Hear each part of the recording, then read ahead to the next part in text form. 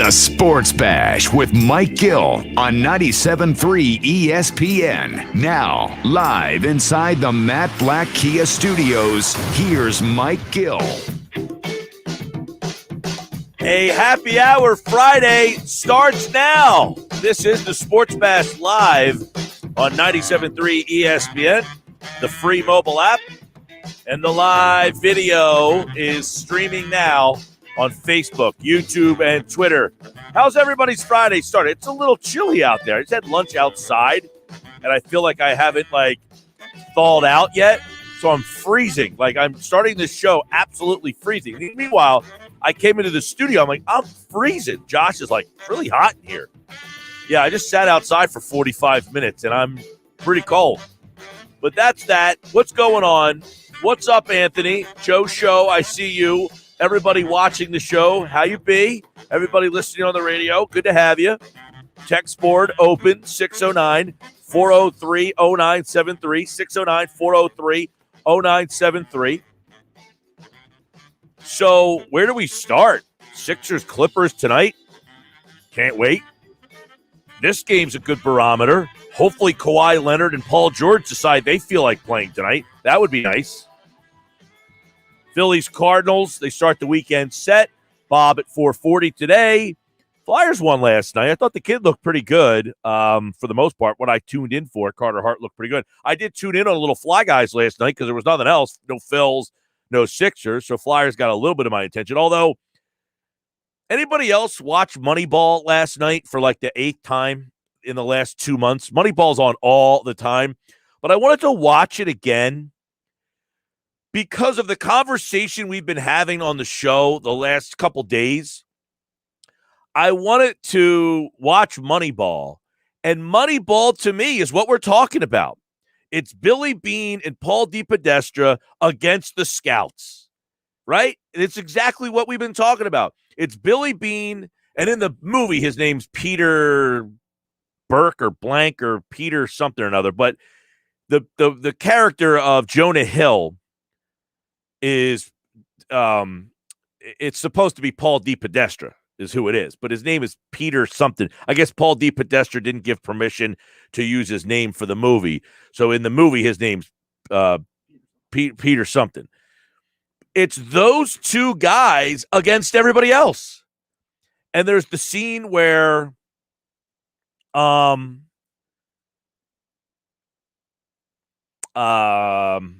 plays? No, Peter Brand is his name. Yeah, Peter Brand. There's the scene where Billy Beane sits down with Art Howell, and apparently Art Howell, by the way, did not like the depiction of him from the movie. He was not happy with the way that they depicted him in the movie. But that being said, here's Billy Beane. He sits down with Howell, and he basically says, you're going to play this guy. He's like, no, I'm not. He's like, yes, you are. You're overstepping your bounds here. This fight between Art Howell, a baseball guy. Now, Billy Beane was the number 1 pick in the draft. It's not like he's not a baseball guy. He is a baseball guy, but he also trusts and believes in the analytics. So I watched Moneyball last night, and I'm thinking, this is what the quote-unquote dysfunction is with the Philadelphia Eagles. There's not dysfunction. This is going on everywhere. Baseball, basketball, the NFL. This notion of you got scouts, and in the movie, you have all these scouts, and they really depict the scouts like these just old, decrepit, guys. The guy's got an earpiece in, and they're just these old curmudgeons, and they're having the same conversation around a table. Well, this guy, he swings a bat pretty well, and he's got the makeup. Oh, he looks great up there. Yeah, you got to go after him, And Beane's sitting around the table I'm taking pointers from this guy in his 70s over here. I mean, this guy's been sitting around this table telling me about the same swing that he saw with a wood bat playing Little League in 1976. Am I really taking that guy's opinion over a computer? And I know it sounds ridiculous, but they're both ridiculous. How about getting a scout in there who's, 25? You got these scouts in this movie. I get it. It's a movie, and they're probably sensationalizing, but they're really trying to sensationalize, you got these old scouts. Now, the movie Moneyball, which is really good, by the way. I think everybody should watch this movie and think about the Philadelphia Eagles. Think about Jeffrey Lurie, the owner, who, when Billy Beane sits with the owner and he's like, look, I need more money. I need you some help. And he's like, no, there's no more money.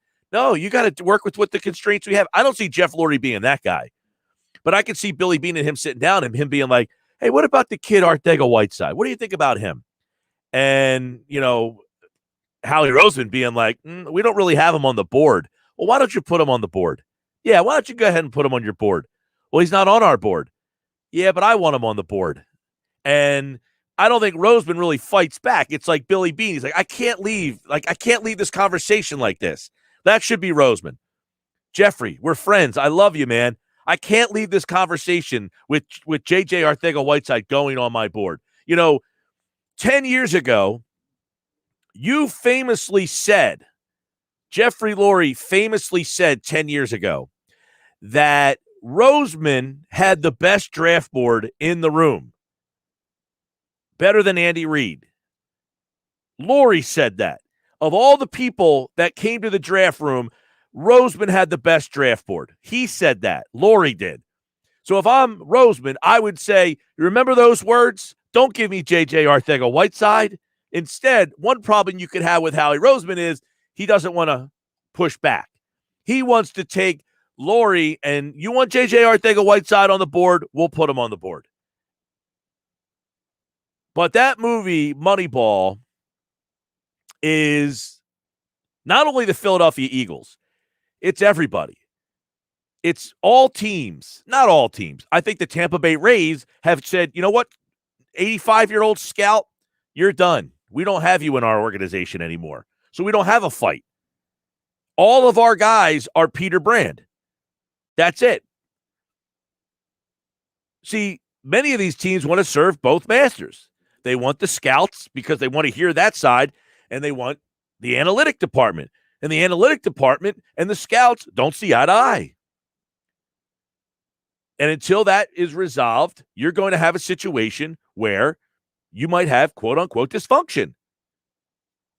609-403-0973. Jalen is watching on YouTube. Interested to hear your thoughts on the new report about how he may be moving back up. That is on my list there, Jalen. I like to share. I should start doing this at the beginning of shows. I will share my screen so you can see what's on my list for today that I plan on talking about. And that is, let me pull this up for you guys. If you're watching the show, give you a little insight. There it is. It's on the top of my list right there. It is, as for the trade market, the Eagles are exploring a move into the top 10 despite having just dropped from 6 to 12, having acquired a first-round pick in 2022 from the Dolphins. The Eagles could move up and still net more assets. So, Jalen, what's my thoughts? Not surprised. We've been talking about it here on the show. If you listen to Football at 4, Jeff Mosher has said it. Adam Caplan has said it. Both of those guys have said they think the Eagles could move back up. The Eagles have the ammunition. This is why the trade that Howie Roseman made was a brilliant trade. They move back to 12. They can get a player at 12. They can stay at 12 and get a player that's going to help them out right now immediately. They're going to get a player, a Waddle, a Smith, a Surtain, a Horn. They're going to step in, and they're going to get a Philadelphia Eagles helmet, and they're going to get a Philadelphia Eagles jersey, and they're going to get right next to their name, wide receiver 1, CB1, right off the bat. That's what they're going to get at number 12. Or they could move back, get another bunch of assets, and still get a player. I would imagine the furthest they move back could be Chicago. And why do I say Chicago? Well, if you just looked at my notes there, you got a little sneak peek of why I said Chicago.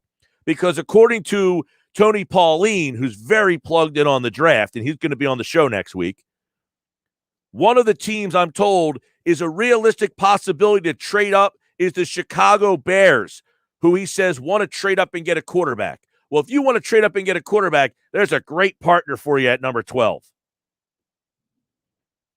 So Philly could move back to 15 and get more picks. See, being at 12 almost helps them more than being at 6. 6, they were kind of, that's it. 12, get the player. At 12, you got him. Can move back, but they also have the ammunition. This is why 12 is a good spot for the Eagles. They have enough ammunition to move back up. To go from 12 to 8, they have 2 third-round picks. I think if you look at the point system, now, Josh, I don't know the point system all that well. I'm doing this pure on guessing. Do you know that point trade value system? I think if you have the 70th pick to move up from 12 to 8, all you would really have to give up is the 70th pick. I think that's about 250 points on the value chart. And that would get you up a couple spots. So all the Eagles, if they want to go from 12 to 8, it would cost them a third-round pick, which they have 2 this year. So they could afford to say, hey, we want to move up to 4. Jamar Chase just fell. We want him. Jalen Waddle's there. We want to make sure we get him. Patrick Surtain's there. We don't want Dallas to get him. We're going to move up to 9 or 8. So I think that pick number 70 is highly valuable for Philadelphia. And having 2 third-round picks makes it even more valuable. And if the team says, look, you're moving up, like let's say you want to go up to number 7 to Detroit. Hey, we have the third-round pick. We'll give you the third-round pick, number 70. That's not enough. They have extra picks in this year's draft. They also have a man named Zach Ertz. Carolina could use what? No disrespect to my man Colin Thompson, but they could use a tight end down there that can catch the football. I know Colin had a catch for a touchdown, but I don't know that he has as many catches as Zach Ertz does. The all-time leading pass receiver at tight end in NFL history for one single season. So if you're Carolina and you can get another third-round pick, get Zach Ertz, and all you have to do is flip-flop 4 spots, sounds like a good deal to me, right? So Zach Ertz on draft day could be an asset that moves the Philadelphia Eagles back into the top 10. 609-403-0973. Joe Show, talking about Eagles, do you see how Howie getting as many draft picks for depth, or do you see him drafting for players to start? They're not going to draft 11 players. That I can tell you. They're not drafting 11 players. So you know going in, they're making a deal. There's no question they're not drafting 11 guys. If they draft 11 guys, and I come here on that Monday, and they have 11 players drafted in the spots that they were assigned, someone could take over for me. That's not happening. They will not pick 11 players in the spots that they were assigned. They have 2/3. I think they have like 3/6. They have multiple picks in multiple rounds. I think they have 2/3, 2/5, and I think they have a bunch of 7ths and 6ths too. They got the comp picks. The 2/3 are big though. The 2/3 allow them to move up into the top 10 if they want. 609-403-0973. Mike, who do you think the Giants take at 11? Anthony, it's a good question, and it pertains to what we're talking about because they're a big factor here. I think the Giants like Devonta Smith. I think the Eagles like Smith. If they're at 12, that could be an interesting battle. I think the Giants are looking offensive line. I think they have to look offensive line, but don't rule out that they look edge rusher, the Giants. I think the Giants, for me, I'm taking offensive line. They got weapons. I like their weapons. They've got a great running back. They've got plenty of wide receivers that are serviceable. They don't need to have Julio Jones and Calvin Johnson. They've got Sterling Shepard. They've got a nice crew. Kenny Galladay. They just signed him. So I don't think they need to get a weapon. They also got the other kid. Darius Slayton. Darius Slayton has been a huge, where did they get him, like the 5th round? I mean, he's been huge for them. So I don't think the Giants need to take a skill position player. They need an offensive lineman. The biggest problem they had Odell Beckham Jr. with Saquon Barkley, and they couldn't do anything. And I don't think it's because Eli Manning was a dumpster fire. He wasn't the same player, and I'm not a huge Eli Manning fan. But if he had any offensive line, he's serviceable still in his final seasons. He had to get out of the game early because the line was so bad. They need an offensive lineman, and if you're at 11, you should be able to get one. I would say Slater would be the pick for me there, unless they move up to take Penei Sewell. And I haven't heard any buzz on that. I wouldn't be shocked. I mean, hey, you got to be aggressive. You got to make the calls, man. The Giants are a quarterback. Every team's a quarterback away, but the Giants are a quarterback away. Their defense last year was fine. It's not a great defense. I mean, the year before it was a dumpster fire. It shows you how fast you can change things. Tweak a coordinator, change a scheme. This scheme fits this guy better. That guy stunk in that scheme. You put him in this scheme, he's a lot better. That happens all the time. Patrick Chung, hello. He played here for Billy Davis. He was terrible. He goes to New England. All of a sudden, he's a Pro Bowler. Fit scheme matters. Bad defense one year. Giants had a good defense last year. Not top 5. It's not the monsters of the Midway or Gang Green or the no-name defense or the Purple People Eaters, but they were pretty good. They've got skill position players. If I'm the Giants, I feel that I'm an offensive lineman and a quarterback away. Probably 2 offensive linemen, to be honest with you. I'm just saying. In this draft, I'm at 12. I'm probably not taking 11. I'm probably not taking a quarterback. Although you probably should think about it. And you need offensive linemen. Okay, if you like Jones, you got to get him protection. 609-403-0973. Keep the texts coming. Keep them coming in. A lot going on. Sports Bash just warming up. Corey, Mike, who do you like for Washington football team at 19? Washington football team's interesting. You know, Washington football team, to me, I think they're in play for a quarterback. You got, obviously, Fitzpatrick there. I think they would be a trade-up candidate, okay? I also think that one area that the Washington football team, their defense is tremendous. So at 19, I don't think they need to look at defense. But for me, if I'm the Washington football team, they need skill players. That's the one area where that team struggles a little bit. They don't have that dynamic skill player. The problem is at 19, do you get one? So Washington, to me, is a trade-up candidate, too. That being said, if they were to stay at 19, what do? All right. I mean, you can always go offensive line. They can always use help there, although of the teams, they're not atrocious on the offensive line. They've had some injury issues there. Defense, for me, would be out of the question. So what do you do if you are the Washington football team?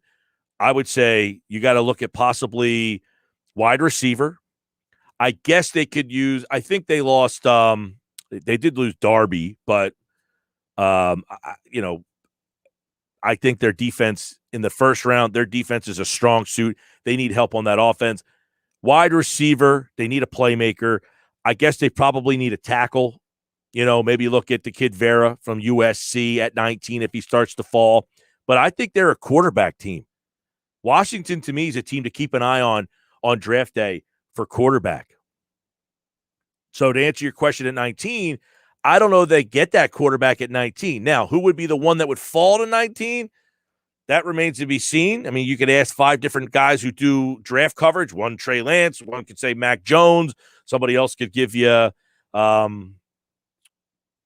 who else would be possibly Fields? He's not falling to 19. So they're the 3 guys that might not go one or that won't go 1 or 2. To me, Washington's a trade candidate. If they're not trading, they're the team that drafts that wide receiver that you're hearing about. When you say that you're hearing about, who's that? The Tonys, the Batemans, the guys that ran these crazy cockamamie 4.3 numbers that probably aren't all that real, but shot them probably from being second-round picks. Now I'm a team that needs a wideout. So mark these comments down, and let's see if they all come to be true. But Washington, to me, is a trade up for quarterback team, or they are the team that takes the wide receiver that's not in that first group of guys. They get the wide receiver that's not Chase, that's not Waddle, that's not Smith. They get that next guy. That's Washington for me. Because I don't think they need a defensive player. They probably could use a safety, but I don't think they need him in the first round. Although, if you're Washington, you might get the best safety at 19. I would imagine that the first safety off the board wouldn't be off the board before 19. So you could probably go down that route if you just say, hey, I'll go out and get the best safety in the draft. So there you go. That's my thoughts on Washington. So I had a Giant question and a Washington question. How'd I do there, Giant and Washington fans? 609-403-0973. All right, Sports Bash Live, Joe Show. Do I think it's a mistake trading to 12? No. That's the most ridiculous thing I've heard. It was think about this, Joe. You traded to 12. What did you get for that? A first-round pick next year. If I move back up for a third-round pick, I essentially traded a third-round pick to get a first-round pick. How was that a mistake? That's brilliant. If they move up, you got to be giving Howie Roseman a high five. 609-403-0973. All right, we are just getting started. I hope that many people out there are just cruising along, driving today, being a part of the show, watching the show live, 973ESPN.com. You can watch the show, Facebook, YouTube, Twitter. Also, I have 4 packs of tickets to the Flyers game for tomorrow. I'm giving away 1 pair, 1 4-pack each hour today. For tomorrow's game, Flyers won last night. The kid looked good, man. Carter Hart looked pretty good. Flyers Caps tomorrow at the Wells Fargo Center. I have 1 4-pack each hour today on the show. So pay attention. Listen for your chance to win them. Sports Bash brought to you by Matt Blatt Nissan.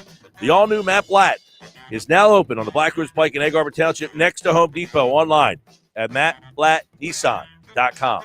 This is the Sports Bash. I'm Mike Gill. This is 97.3 ESPN. If you're watching the show live, appreciate you. If you're listening on the radio, always appreciate you guys.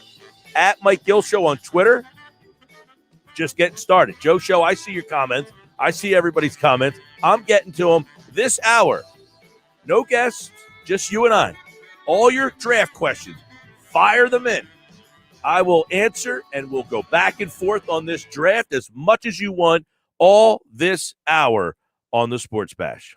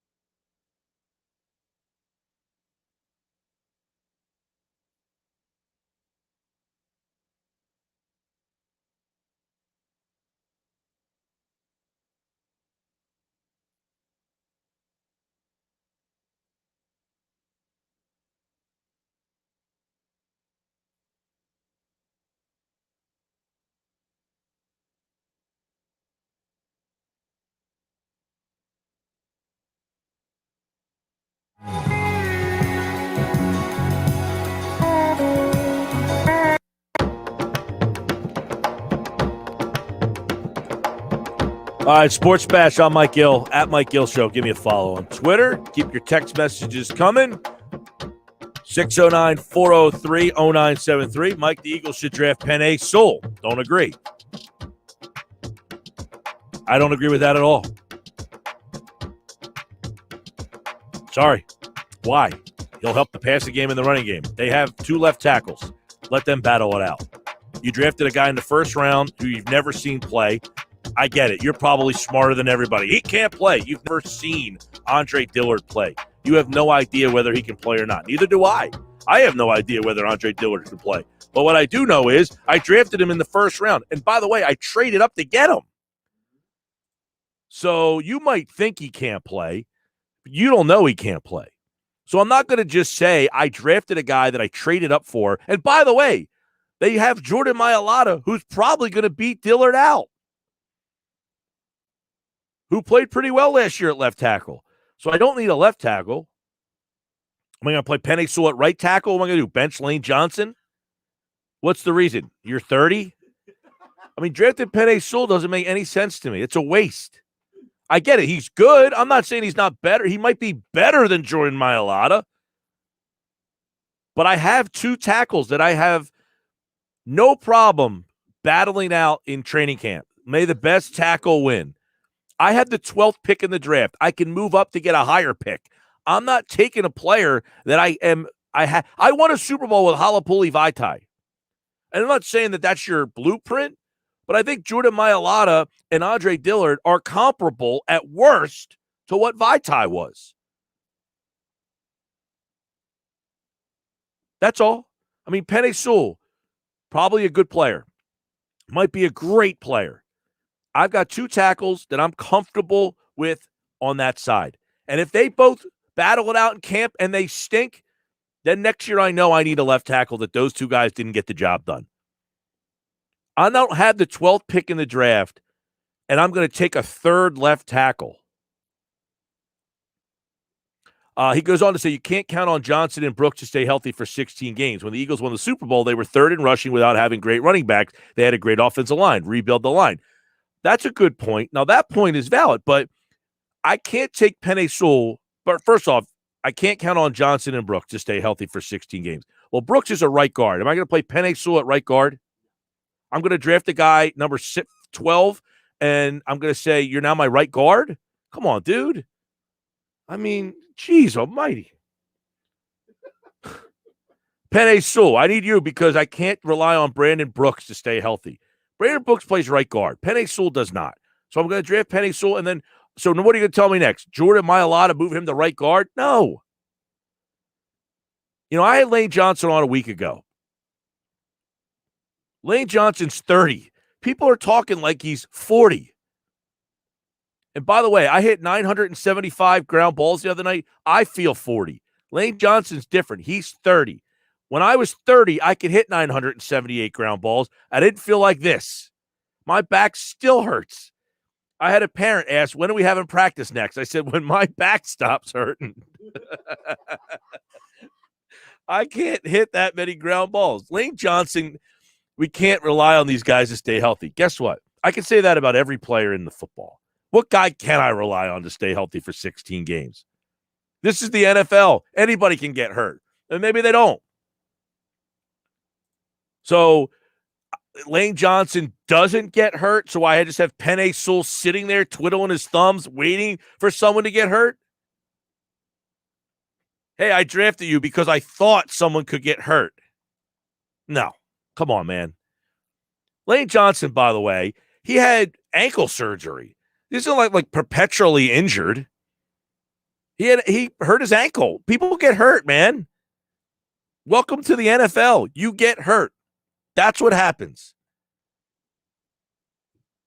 Just because Lane Johnson got hurt last year doesn't mean he's just Brandon Brooks, by the way, had a freak injury. You know, it's like, yeah, I mean, if he's when Lane Johnson, when Brandon Brooks, he tore his Achilles, then he did it again. But when he's played, he's played. He didn't get hurt in the game. He got hurt off the field. Lane Johnson has played 16 games, 16 games, 15 games, 15 games. I mean, he's got a track record of playing full seasons. So I'm going to draft a guy. I have one chance to draft this high, hopefully. And I have talent out the wazoo at wide receiver, corner, where I'm extremely deficient. I have a left tackle that I drafted 2 years ago. I had a tackle last year that I drafted a couple of years ago, and he played pretty well last year, I thought, Jordan Mailata, all things considered. So I have the 12th pick, and I'm going to say I should draft Penei Sewell because Brandon Brooks and Lane Johnson can't be counted on to stay healthy. The offensive line for the 2021 Philadelphia Eagles is the least of their problems. The least of their problems. They even actually have some decent depth. Nate Herbig showed that he could play. Jack Driscoll showed that he could play. So you got a little bit of depth. The loser of the Dillard Mailata, you got that guy. You got 3 guys in reserve now. The problem they had last year was 5 guys got hurt. You can't compete like that. 609-403-0973. Text board. Mike Leonard is watching on Facebook. Lenhart. It's Michael. Hi, Michael. He asked, Mike, if Waddle is there at 12, you got to take him, right? I mean, we need corners, but he's a game changer. I think if Waddle's there at 12, they would take him. That's just me. I think you're right. I think he's a game changer. I think he's one of the receivers that the Eagles might even trade up to go get. When we're hearing this story about them possibly getting into the top 10, it could be for a guy like Waddle, because Waddle will be on the board, and I feel like the Eagles are saying, we got to make sure we get him. So I wouldn't be surprised if the Eagles traded a 3rd-round pick, number 70, moved up over New York and Dallas, and Waddle was the guy they took. That's the guy I think if they trade up, we want to get this guy, and we want to make sure we get him. We're willing to give up a 3rd-round pick to get this guy. I think Waddle would be that guy. 609-403-0973.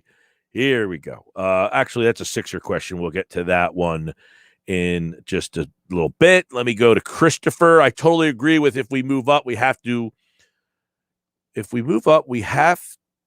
to high five Howie. I was like, wait a second. This is a positive Howie text? I can't believe it. I still don't want to discuss Eagles. Let's talk Sixers. How big is this Clippers game tonight? All right, so we got a little Sixer. We got a lot of Sixer stuff coming in. Yeah, if you move up, Christopher, you should high five Howie. You should. Somebody mentioned on Facebook, I don't understand this way of thinking. All right, so the article that says the Eagles are looking to move back up, a gentleman posted, second guessing their move to 12, laughing out loud. No, you jackass. That would be a brilliant move. Move back to 12, get a 1st-round pick in next year's draft, and then move yourself back up. You stole a 1st-round pick. How do you not see that? How could you be so obtuse? My God. These people who are like, I'm the biggest Eagles fan there ever was, and you can't figure out that moving back to 12 to get a 1st-round pick and then moving back into the top 10 would be a brilliant move. Oh, second-guessing the decision? No! Making a great decision. That's not second-guessing. That's making a great decision. I'm just happy that we have very passionate fans. Yeah. Anthony, Mike, do you really think Mac Jones, his name is Mac, like Little Mac from Tyson's Punch-Out, is going 3rd over Justin? I mean, I've talked to people who think yes, and I think I've talked to people who think it's a smokescreen. Me personally, I'm not trading 3 first-round picks to get Mac Jones. Mac Jones better be Little Mac knocking out Mike Tyson in Mike Tyson's Punch-Out, for God's sakes, if I'm trading 3 picks to get him. But I think he's probably more Matt Jones. who doesn't even exist. Remember Matt Jones? He was a quarterback, and they moved into wide receiver. Jacksonville did. Arkansas. A couple more. Joe Show. I see Howie trading up, but also trading to get another first-round pick to get Bateman. Asante Samuel at 37, too. I wouldn't be surprised if he traded up to 8 or 9 and then from 37 into the 20s. That's just me. All right, Mike. A lot of texts, a lot of comments in the chat section. Keep them coming. We have the rest of the hour. I will answer all of these questions. And your Sixers. I'm into the Sixers tonight, but got an Eagles, NFC East, or NFL draft question. Leave it in the chat. I'll answer. Text board is very active. 609-403-0973. 609-403-0973. Be back with more Sports Bash Live. Don't go away. This is the Sports Bash on 97.3 ESPN and the free mobile app. Don't forget, download the free mobile app powered by First Bank of Sea Isle and enter today's Sports Bash Cash code words. They're coming at 55 after every hour.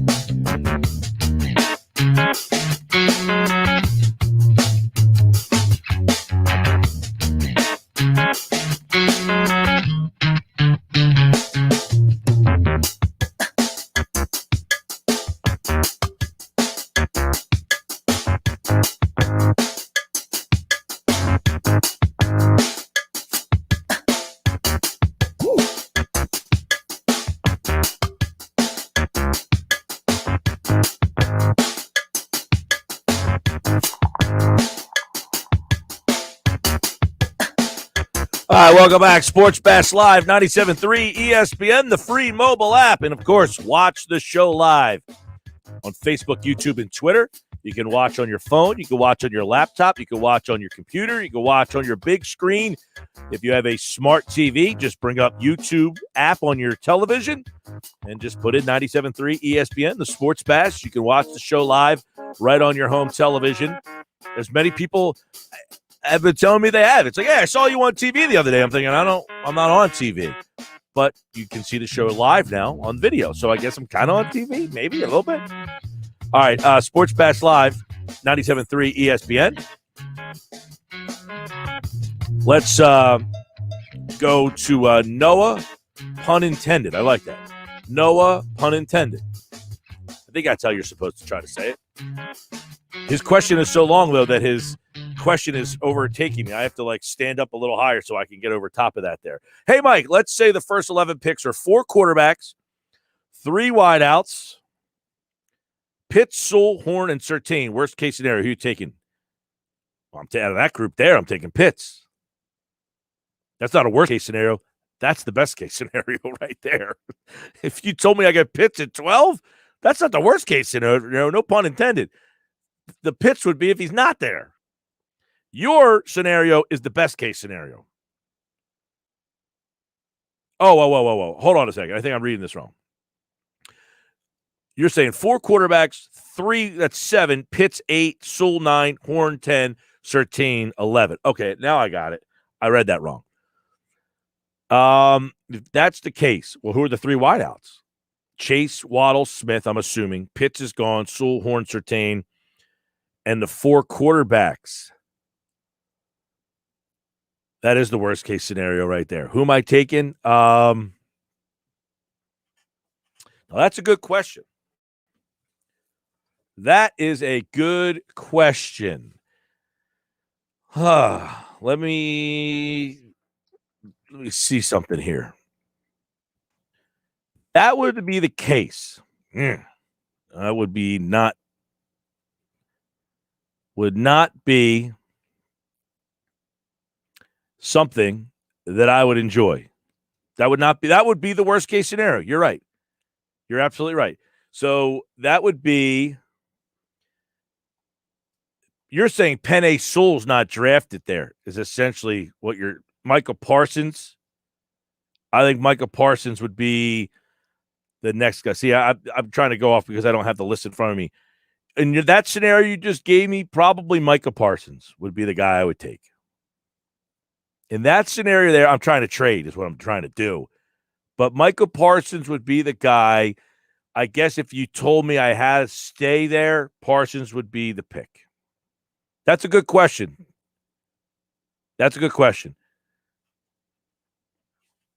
For those of you on the radio, the people watching can see the question, but if you're on the radio, he says the first 11 picks, right? Josh, okay, he's saying the first 11 picks are 4 quarterbacks, the 3 wideouts, so there's still a quarterback on the board. The 3 wideouts are gone, Chase, Waddle, and Smith. Pitts would be next, Sewell, Horn, Surtain. That's 11. 7, 8, 9, 10, 11. Then who do you take? That's when I have to say Parsons, I guess.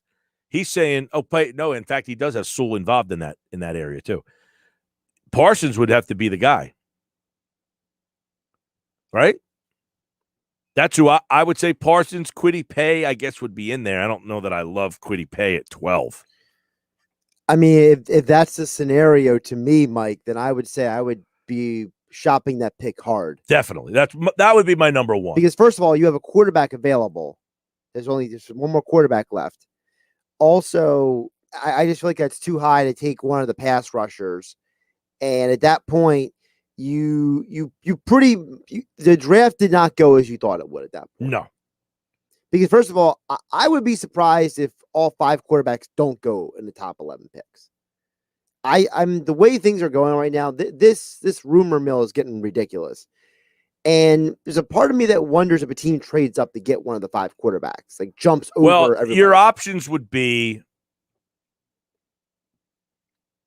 Parsons, Right. Caleb Farley, I guess, would come into play. Quiddy Pay would come into play. That to me is it. I'm out on Quiddy Pay that high, and I'm out on Farley that high. Me too.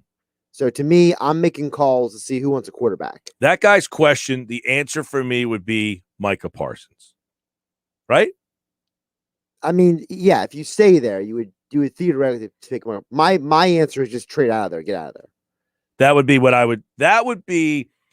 I would try like hell to do, is to get out of that spot. If you're asking me who am I taking at 12, if I can't trade out, I would take Micah Parsons.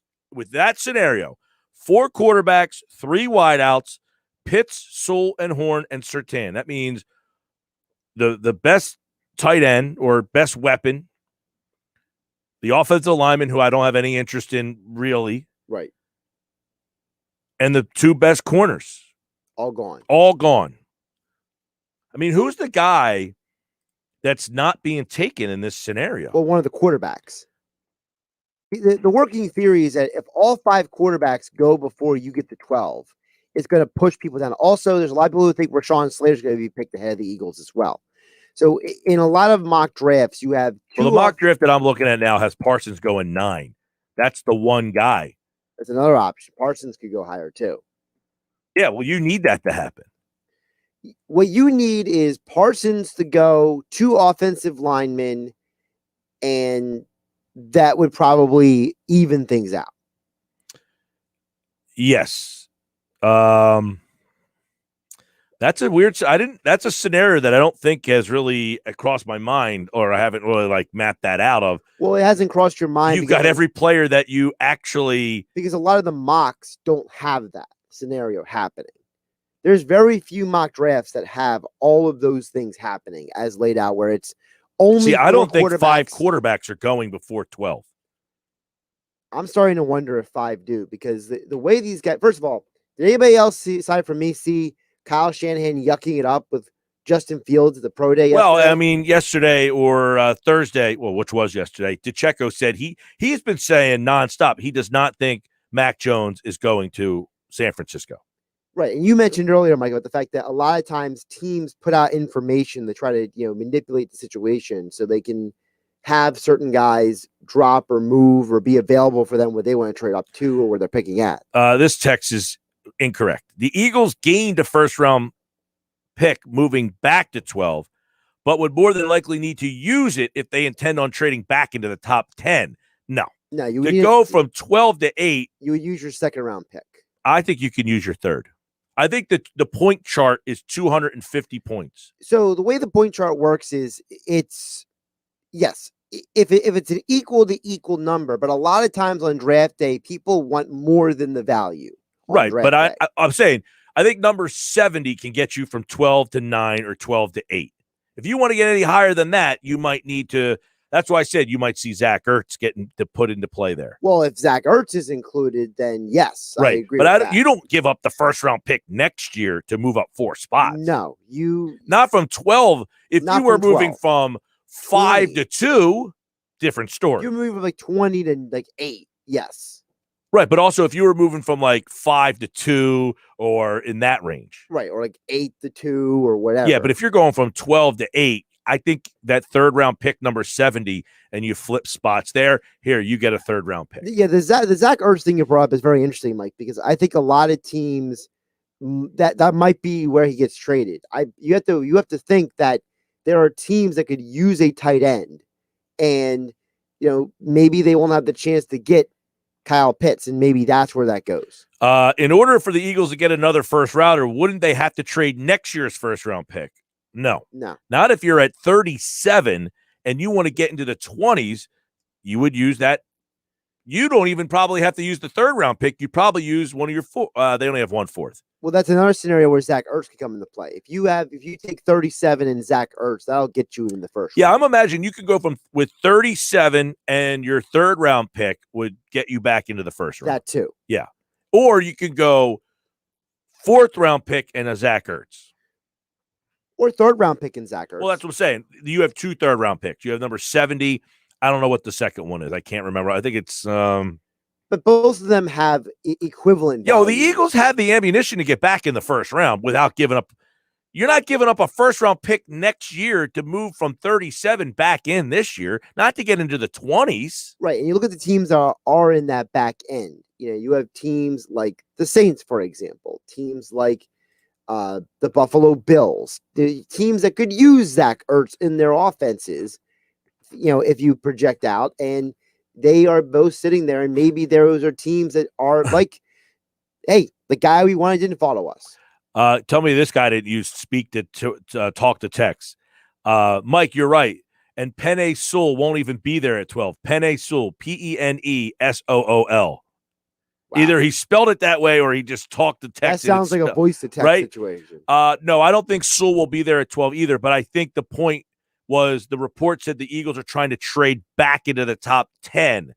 And I think he was saying if you get back into the top 10, then you should try to draft Penei Sewell. I think Sewell should go 5. I don't know that the Bengals are smart enough to do that. I don't think Sewell gets past 8 or 9.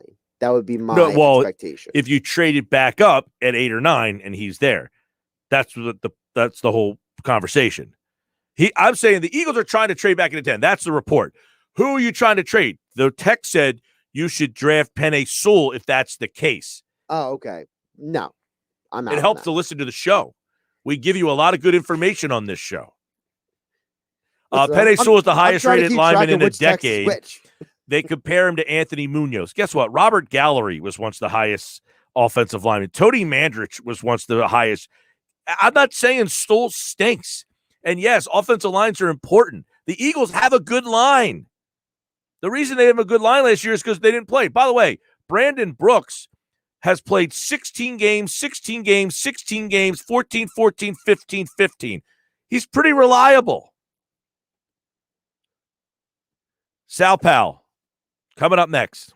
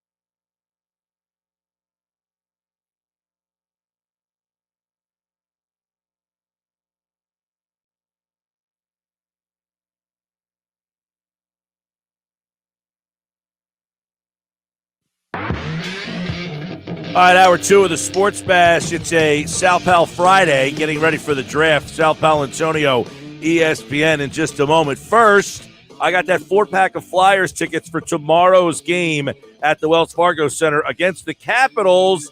Right now, 609-403-0973. Text in hashtag FlyersTix, and you're going to see the Flyers tomorrow. 4-pack of tickets, hashtag FlyersTix. 609-403-0973.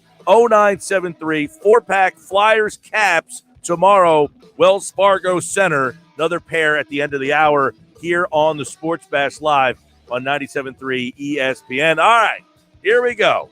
Less than 2 weeks to the draft. The Eagles, Sal Paolantonio, ESPN's national NFL reporter here, thanks to the Griner team, Burger Realty, Johnny G and the boys, has Sal Pal here on a Friday before the draft. By this time next week, when we speak, it will be the day after. We will have the first round pick. No, actually, no. I'm jumping ahead of myself here, Sal Pal. Man, we wanted to get here so bad. I'm jumping ahead of myself. How you doing, man? Hey, I'm doing good. I was like, gosh, I don't think so. But let me check my calendar because Mike Gill 2 weeks away, but thanks to Johnny G and the Griner team at Burger Realty in Ocean City, and I can't wait to get down to the boardwalk and hang out with you guys. But thanks for having me on the show. I appreciate it. Yeah, man. And all right, we got a lot here. I mean, reports today that the Eagles want to jump back into the top 10. I mean, we all know Howie. That's what he wants to do. But is that the move that makes the most sense? You're sitting at 12. You moved back to get there. You added an extra pick. If they're able to jump back into 10 with that first-round pick from next year, do you give Howie a high five? Well, they have the most to deal with in this draft. They've got 11 picks available, more than any other team. So they have a lot of draft capital, and it all depends on who drops down in the top 10. Now, I think, going from 6 to 12 was a mistake. I said that last time. I said to you, they need blue chip players. They need to stockpile blue chip players. That's how you win Super Bowls. That's how Andy Reid built the Kansas City Chiefs. You got to have the Travis Kelce's, the Tyreek Hills, Patrick Mahomes, and those kinds of people. Certainly, the Bucks. If there's one lesson from Super Bowl 55, is you've got to protect the quarterback. And the Bucks protected Tom Brady, and the Chiefs did not. And the drafting of Tristan Wirfs was a really smart thing by the Bucks. They knew they had the quarterback. They just needed to protect them. So you got to have blue chip players. You got to stockpile them up and down your lineup on both sides of the football. And when you're talking blue chip, it's hard to really get blue chip out of the top 10. And I wanted them to stay at number 6. So now they're at 12. And if they jump back to 10, that to me would be a good thing, depending on what they're trying to do. So what they're trying to do is obviously get ahead of the Cowboys at 10, right, Mike? Yep, no question about that. Okay. They don't want to be behind the Cowboys for the second straight year. They lost out of the CeeDee Lamb last year. And to me, this team, if they're going to be picking in the 8, 9, 10, 11, 12 spot, because they're not going to really be able to, I don't think, to jump up beyond 8. They've got to go for the best corner available. And I've said this a lot, and I believe it. I think this team right now can make the most noise defensively immediately just by playing differently, giving up less points on the back end, being smarter and more careful on the back end, closing off the end zone and not giving up big plays. Right now, that's the most impact that they can have, and they can do that with somebody obviously opposite Darius Slay. I like the corner idea as well. I feel like you just said it. Slay is there. They got nobody else, Sal. I think if you said, I want to be in the mix for corner, you'd have just as good a shot. They got nobody out there. Corner is the most glaring need on this team. I mean, I don't see anything that's even close to that, but I guess wide receiver in this particular draft, because of the talent, has to be considered, correct? Well, of course it does, but let's talk turkey. They want to move ahead of the Cowboys.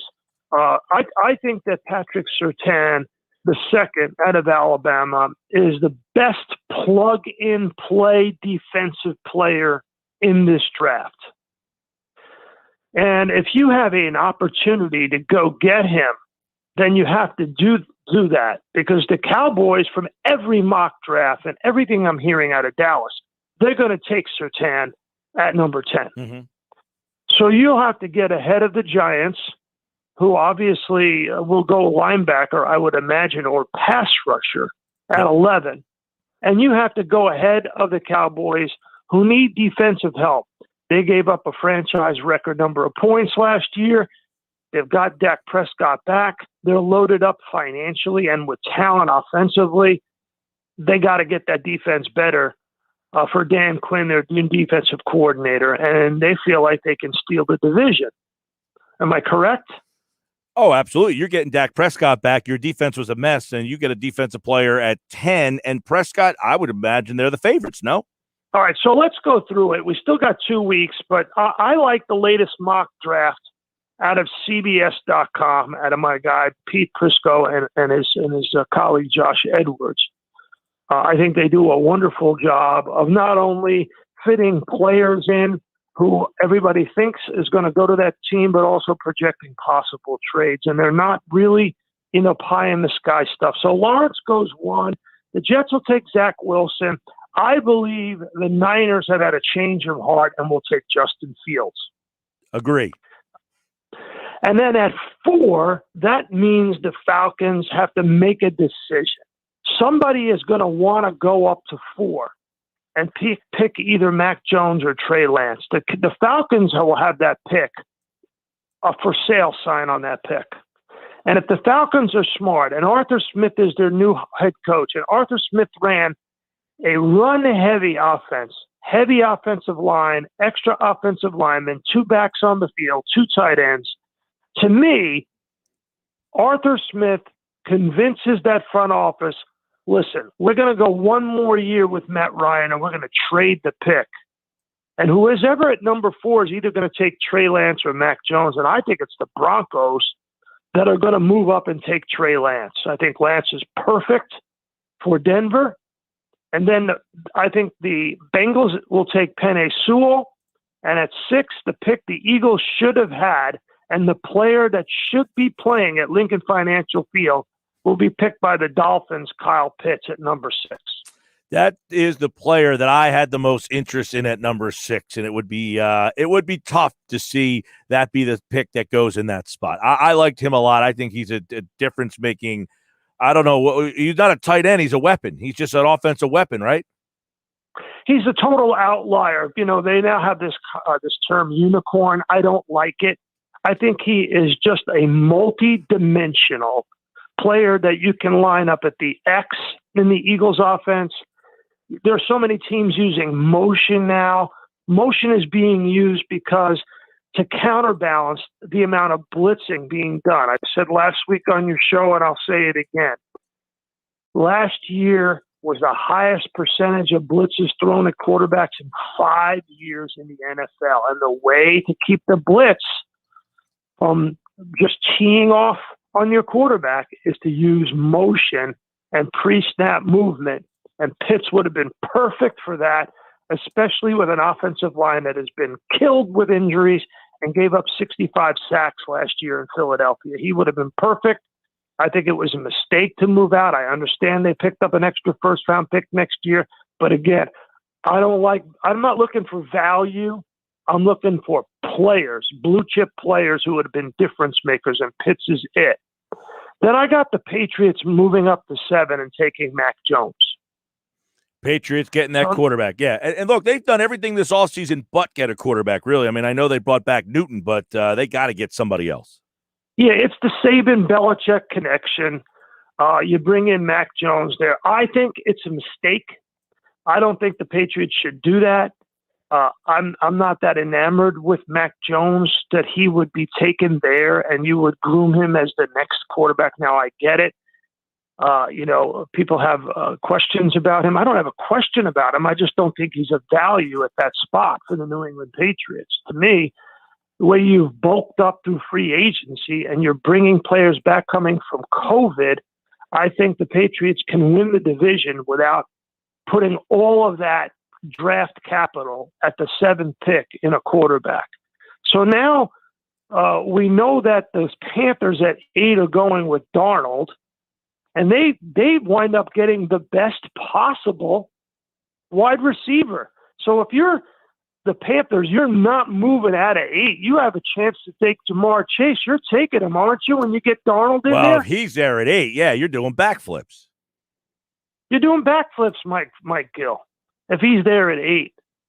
So now where do the Eagles – so now the Falcons are at 9 with this scenario. And the Falcons want to bulk up their O-line to help Matt Ryan and to run the kind of offense that Arthur Smith wants to run.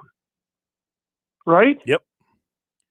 They're taking Rashawn Slater. I was going to say, so Slater would be that spot, although do they feel they can move back and take Slater and move back again? Is that someone that Philly calls and says, hey, I know what you want. You want to flip with us?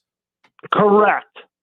You are correct. That's the spot where the Eagles can move because they figure the Falcons are figuring, okay, well, we know the Eagles are going to take Surtain or Waddle. They're going to go either wide receiver or corner. And I think if they're going at 9, they're taking the corner.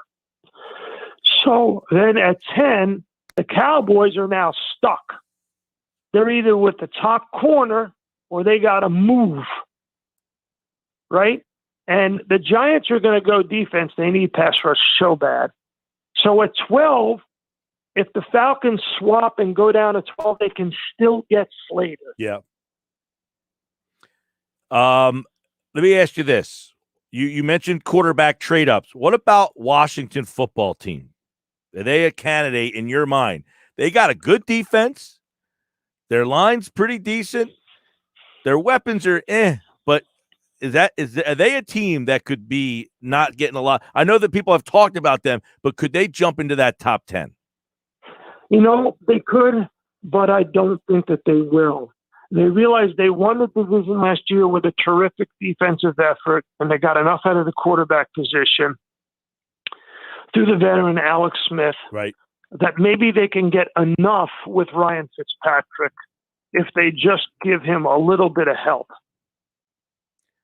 So let's go back to where we were. You had Philly then jumping up to 9, and that is to I think that's the spot, right? That has to be the spot.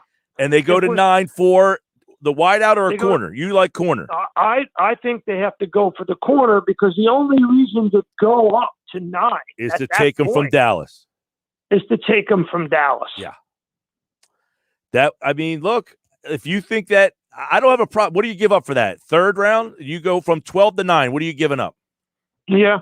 So I think it's a 3rd round gets it done for sure. But, all the talk today about them moving back into the top 10, to me, that's the spot where they move. Because, unless they feel like they have to go to 7. Yeah.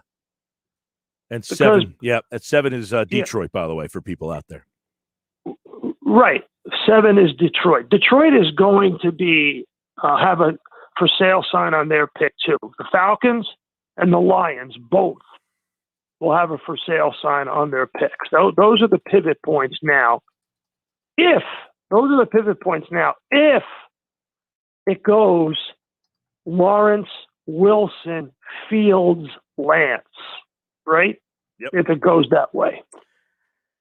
I can't wait for it. There's so much conversation. Being stuck at 12 is just like this because it feels like the draft is about 12. Now, we have somebody watching the show on our video stream who brought up a very interesting possibility that I don't even think I thought of yet, but I'll throw it your way. I know, we're short on time here, but the first 11 picks, 4 quarterbacks, the 3 wide receivers. So that's 7. That's Chase, Waddle, and Smith. And then Pitts, Sewell, Horn, Surtain. That's the worst case scenario right there. Then what's left for the Eagles at 12? That's a tough spot. So you're saying that This was from a listener. Yeah.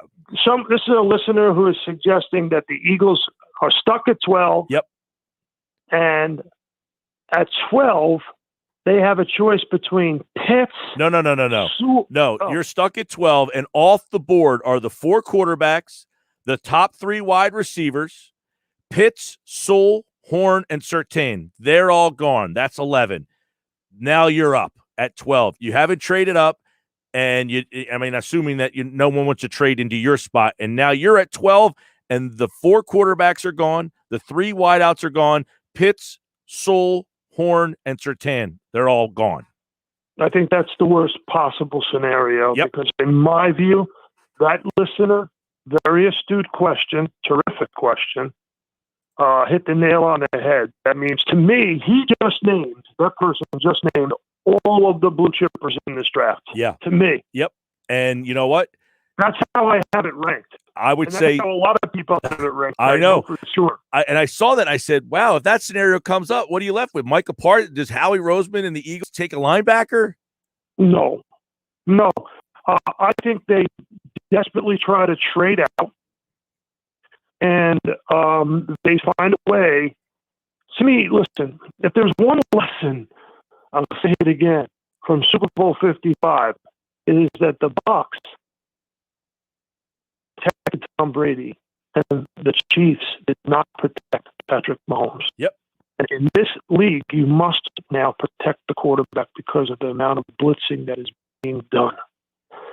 And the Eagles gave up 65 sacks. It's one of the main reasons why Carson Wentz is in Indianapolis. There are many others, but it's one of the main reasons why. And if they want to give this young man, Jalen Hurts, any kind of a chance to succeed, they must figure out who is going to play left tackle and right guard on this football team. And until they do that, they're going to have a problem. All right, good stuff. Draft 2 weeks away. Sal Pal Friday here on the Sports Best. Johnny G, the Grinder Realty team at Berger. Fantastic stuff as always. Those guys are great. Sal Pal, that was one of the more fun, spirited conversations we've had. I love this kind of stuff. Let's get this baby going. Yeah, it's great. That was smart. Listen, shameless plug, but I know you're a big fan of the NFL Matchup Show, and my partners, Greg Cosell and Matt Bowen. Nobody does a better job of film breakdown. We have the 5th straight season, Mike Gill, of the NFL Matchup Special Edition Draft shows on Wednesday of next week on ESPN2. Check your local listings. We're taping it at NFL Films on Wednesday. Draft special number 1 for the NFL Matchup Show, and then the following week, 2 days before the draft special number 2. But draft special number 1 is Wednesday in prime time. I love it. On ESPN2, brother. That answers some questions for me. I got a nice email today from the good people at ESPN for Sal Pal's availability on Wednesday and Tuesday. I said, I don't need your availability. I got Sal Pal every Friday. You got me on the bat phone, baby, anytime you want on the Mike Gill Show. Thanks to Johnny G and the Grinder team at Berger Realty, baby. All right, I got to go. I love you, Mike Gill. Thanks a lot, brother. All right, Sal Paolantonio here on a Sal Pal Friday here on the Sports Bash Live on 97.3 ESPN. Sal likes them trading up to 9 because the Falcons trade out of 4. There was a lot going on there. Your guys' reaction, 609-403-0973. Congratulations, by the way. We got a ticket winner for the Flyers, Michael Alberici. Congratulations, Michael. You got a 4-pack of tickets. I got another 4-pack of Flyers tickets coming up at the back end of the hour. Stick around. If you didn't win this pair, I got a 4-pack for you coming up later on in the show. All right, coming up next, Paul Hudrick, football at 4, right here on the Sports Track. Not football at 4, inside the Sixers. We are crazy today. We got a lot going on. Paul is coming up.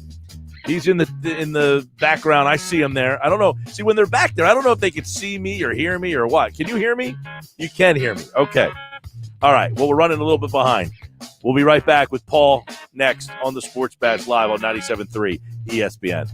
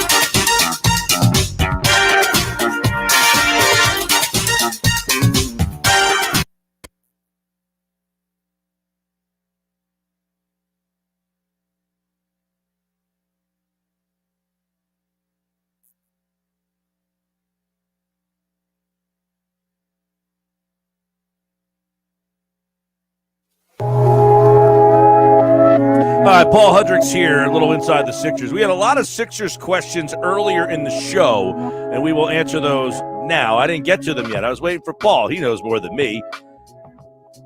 I didn't realize, when you're in the backdrop there for the video, can you see me or can you just hear me? Both. I see and hear you. Okay, because I never know, like, when the person's, like, grayed out back there, before I actually put you into the stream, can you see what we're doing? Oh, yeah. Now that I know that, that helps. I always wonder, like, can the guy see what I'm doing? Can you hear what's going on? Like, did you hear Sal and I? I didn't hear that because I wasn't on that early. But no, when you were going in right before you went to break, absolutely. As soon as I logged on, I heard it all. All right, let me ask you this: did you take away anything from Wednesday night? Not much. Kyrie Irving's very good, and he's going to be very difficult to guard if the Sixers have to play him in a series. And they have two other guys that are going to be really difficult to guard. I think everything that we like, I don't think we know anything deeper than what we already knew. We knew they were going to be they're going to be a very difficult team to stop offensively. They're going to score a ton of points. We also know that they don't have a great matchup for Joel Embiid. DeAndre Jordan, I thought, actually got away with a couple of things early, and then as the refs kind of started giving Embiid a couple calls, that matchup tilted heavily toward Embiid. I thought the end of the game was just a sloppy mess. As Embiid put it, I thought he put it. It was just weird. It's a tough situation when you're up 20, you take your foot off the gas. Starters thought they were done for the night. It's not an excuse. It's just the reality of the situation. You see that you're up 22, you think that's the end of the night. So I'm with Doc Rivers in that I don't take a ton from that. And I agree with Doc that the transition stuff, that's the weird thing to me. I don't know why this team is so terrible with transition defense when they are one of the best defensive teams in the NBA, but they just allow so many easy points. It's so bizarre. I know that one interesting comment that Doc made is that DeAndre Jordan actually said to him, you guys are great in the half court, so we're going to have to score quick. Right. So that seems to kind of be the book on the Sixers is if you have to get into the half court with them, you're going to be in trouble. So try to get out quick. So that's probably a big part of it. But the Sixers have to figure out a way to combat that because you can't keep letting up all these easy baskets. So I know you're saying I'm not taking a lot from the back. They were sitting out. I agree with you. However, did the Nets kind of ass backwards themselves into, hey, we might have found something here? They were trapping with Claxton hard, sending another guard. And I know Embiid may not have been like fully like there, but they were really trapping him almost immediately. And he was really having trouble getting, they had 3 or 4 turnovers on this. I thought they did a good job. And I know Aldridge retiring yesterday. It's a sad story, but that might have helped them out. Claxton's probably a better situation for them than having to play Aldridge.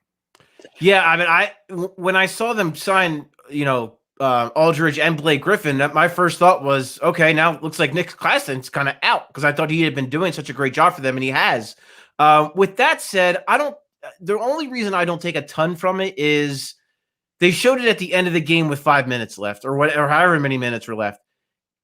In the next time they would see the Nets would be in a 7-game series. There are ways to combat what the Nets did. It's just really hard to do that in 5 minutes when the game's over. And it's just the energy to maintain that level of energy that those bench guys played with is not sustainable, especially for some of the better players. And I get what you're saying, but also too, I think the strategy, there wasn't a good strategy. It was basically Ben was walking the ball up. His man was immediately basically double teaming Embiid immediately, and then Ben was throwing it to him in the post. Over the course of a series, that's not going to be what happens. They're going to start, they'll figure some things out. They'll run some different things. They'll get Embiid on the move, which they've done a very good job of this year, where they haven't allowed teams to double team as well because they've gotten them on the move, whether it's, dribble handoffs, whether it's pick and rolls and pick and pops, whatever it is. So I just think over the course of a series, they would find ways to combat that. That's just my opinion. No, you're right. And I would say so much so that Brooklyn was getting back in the game. They never went back to Kyrie. They just said, let's just keep with what we're doing. So even they were kind of like, look, this is kind of an odd situation, boom. But what's the message from Brooklyn from you on why, we don't care? Because they think what's more important to them is their guys getting rest than getting the number 1 seed, which I think you can make an argument either way, Mike. I think you could certainly say, of course, having Kevin Durant with fresh legs and as close to full health as you can. Same with James Harden, same with Kyrie Irving. Having those guys up and running, and in Philadelphia, we've experienced it the last couple of years with Joel Embiid. The thing that you're trading off, though, is that continuity. I get that they're three immensely talented players, and I get that you're hoping that the skill level, the talent level, and how good they are will trump anything above, chemistry or whatever. And it's a fair thing to bet on. But at the same time, like, you can't, like, we've watched the Sixers this year. We watched what they looked like earlier this year, and we watched what they've looked like now. What they've looked like in stretches without Joel Embiid. Of course, they're not going to win anything without Joel Embiid, but the idea that they have played better as a team, their help defense, their rotation defense is so much better. Even Mike, from the first half to the second half in that Brooklyn game, Kyrie Irving got whatever the hell he wanted in the first half. The second half, they made some adjustments. Joel was better help-wise. I thought Ben was better, kind of giving him a little bit more space.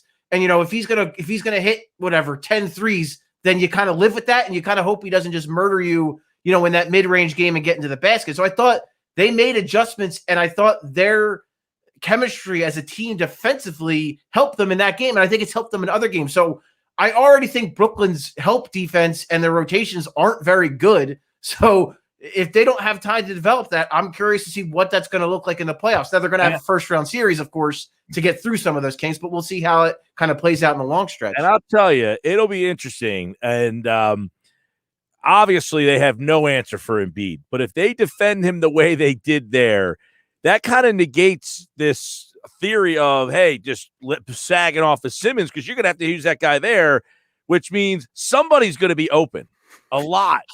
So the theory of what the Sixers want is Embiid to dominate, and then Tobias Harris, Seth Curry, or Danny Green to be hitting shots. That's really their path to wanting to win, correct? Absolutely. And I think you saw in the first half Ben Simmons scoring. No, and I don't think they need that. Like, he is your third as far as pure scoring, and, like, I don't know, I guess you would say creating, like, he's your third option at best. Because Tobias Harris is clearly your second option. Look what he did in that first half. That's the other thing I'm worried. Like, I'm so curious how the Nets counter the Sixers matchup wise, because who do you put on Ben Simmons? I mean, I guess that guy's going to double, but, like, who do you kind of, like, do you put Durant on Ben Simmons? I mean, I guess that's the best matchup. If you put Durant on Ben Simmons, who guards Tobias Harris? James Harden? I mean, that's that. So as much as, yes, 100%. That's a good point, Paul, is whoever was defending Ben late in the game, that's not going to be the same guy. Is James Harden going to double down as effectively as who? I don't even remember. Who was it, Brown? It was actually Johnson, the guy. And those are, like, to your point, Mike, those are Nick Claxton, who's 6'10", and Johnson, who's like 6'8", who plays a power game. Like, he's more of a 4 small ball 5 kind of guy.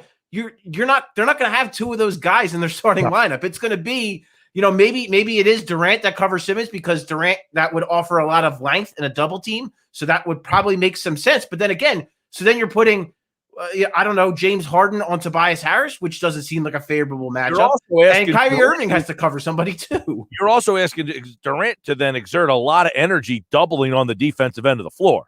At 100%. And that's what it is, Mike. Yes, the Sixers are going to have a difficult time matching up with those three guys, but it is not going to be a picnic on the other end for the Brooklyn Nets either. And the Sixers aren't a great offensive team. We see, like, everything bears that out. They have one great offensive player, but as a whole, their offense isn't that great. So it is going to be so interesting to see how that all plays out. And again, Mike, chemistry is such a big thing. One of the reasons the Toronto Raptors do so well against Joel Embiid is they have the guys who can do it. They have the system and the coach that can implement it, and they have that chemistry. They know where each other's going to be. They trust that help defense.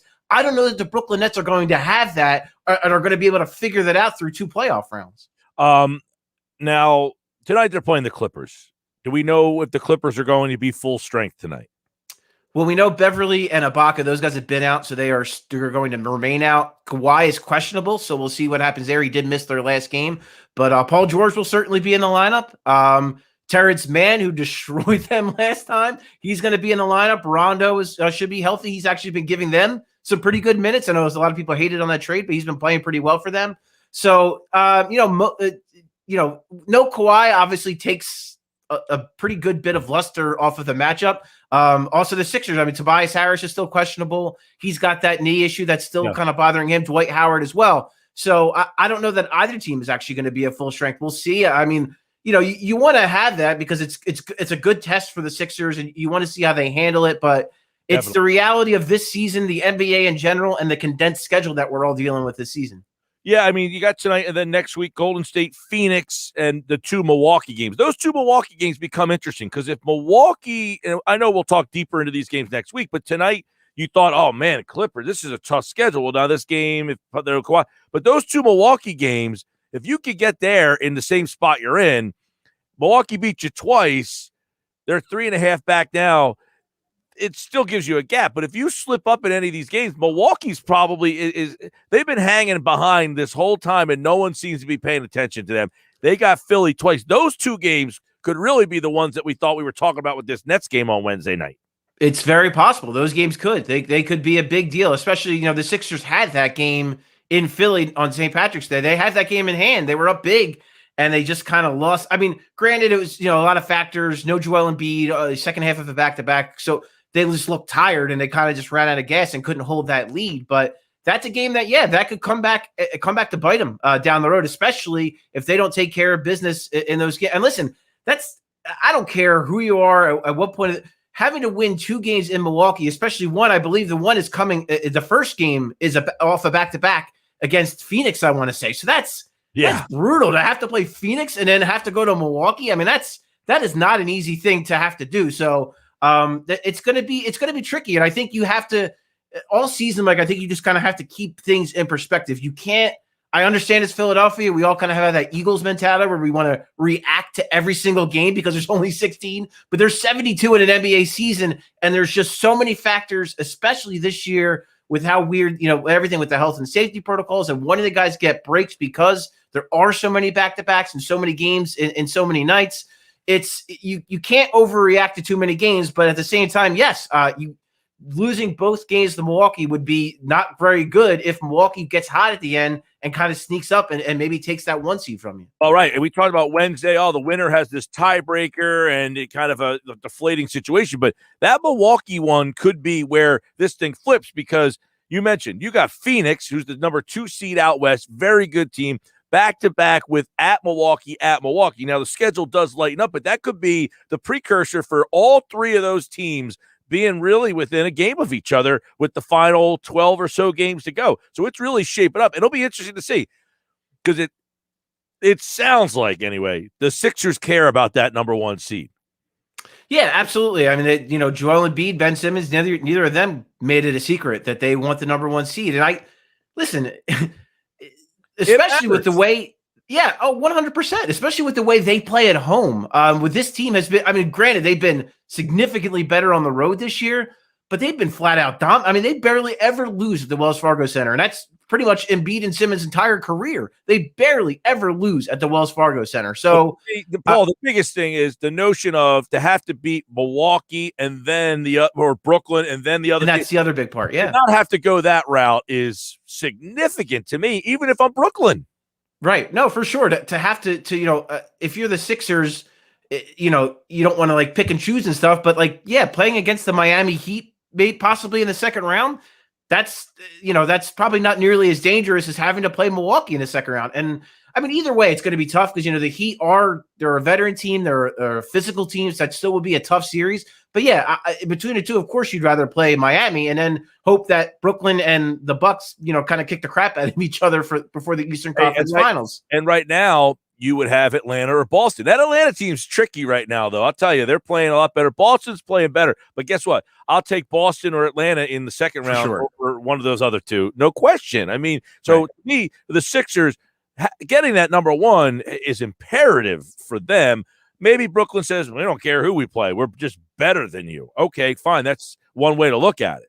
I think it's kind of a psyche thing, too. I think just them going into the playoffs and knowing we are the number 1 seed, we are the team you have to go through. I feel like with this team, because they are young, and everyone references that from Danny Green to Doc Rivers to Dwight Howard. All these guys talk about, man, this is still a young team. The superstars of this team are still young, and we still have young players in the rotation. So I think the mental, like that mental, like it would just help them mentally, just to know we are the number one seed. We are the team that everyone in the East has to go through. I don't think you can understate that. I think that matters. Well, it's like the old school NBA where you had to go through the failures in each level. You got through the first round, you got knocked out. You went to the second round, you got knocked out. It feels like, the Sixers have been there, knocked out, been there, knocked out. And maybe this is the year they get over the hump and have that, get to that next plateau. We hope. We'll see. It's, by the way, Tobias, any word on him tonight? As far as we know, still questionable. Yeah, I mean, he's got the knee problem. But was it something that happened in a game, or this is just wear and tear over a season? I believe it's actually something that's been lingering. It happened before the All-Star break. I can't remember the game if I'm being perfectly honest, but it happened definitely before the All-Star break, and he missed a couple games and then came back for the Utah game. And then he's been back. He missed the OKC game. So I think it's just something that's going to kind of linger a little bit here, it looks like. Hopefully he seems to think he was pretty optimistic when we talked to him post game that he thinks that just rest and some treatment can heal him and he can feel better. I know Danny Green too. I thought he was kind of moving funny at times. He's been battling a hip injury all season, according to Doc Rivers. So I think it's just wear and tear. These guys are going to be banged up, and it's just going to be the reality of the rest of the season. And I can't say enough, just the way this schedule looks and how condensed and crammed it is. It's kind of ripe for guys to get hurt, unfortunately. And it's hopefully Tobias is back because he's been so durable and reliable for them. He's a big part of this thing, and they 100% need him. By the way, we didn't mention also where the Sixers, when they were struggling late in that game, they put the starters, not Tobias Harris, who, by the way, is having a monster game. That's the recipe for them. Embiid against the Nets. Embiid unstoppable, and Tobias having the night he had, 26. I mean, with Harris has a night like that and Embiid's unstoppable, that to me is their recipe. Yeah, I can't remember the exact – someone could correct me if I'm wrong. I had it in the takeaways, but I think Tobias has scored over 29 times this year, and they're like 26-3 in those games or something ridiculous like that. What's the record with the starting unit together? 20-4, something like that? That sounds right. 20-4 sounds right. So when all five starters are playing, and I think that number even gets better. Someone pointed out when it's the five starters and Shake Milton, they've only lost like one game, I think, this year. So it just shows you the importance of health and how big it is to have all your pieces and to have that optionality. I think something else to bring up too, not to make excuses. The second unit, when they kind of caught that lead up, no Dwight Howard.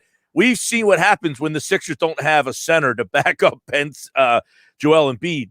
Not good typically, and you saw that there was just layup because no presence in there. So that was another thing the other night. No Dwight Howard, right? And then I think that lineup too, when it's not Ben Simmons in that lineup, when it's Tobias Harris, you get more offense because you have Tobias, but you do lose something defensively because that would be Ben, and you'd have like Mike Scott playing that five or whatever.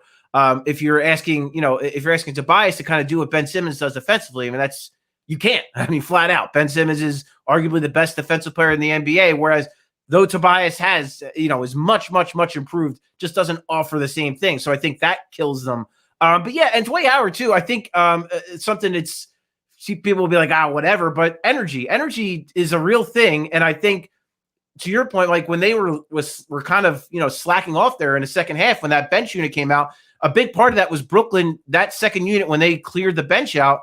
They had so much juice, and the Sixers had none.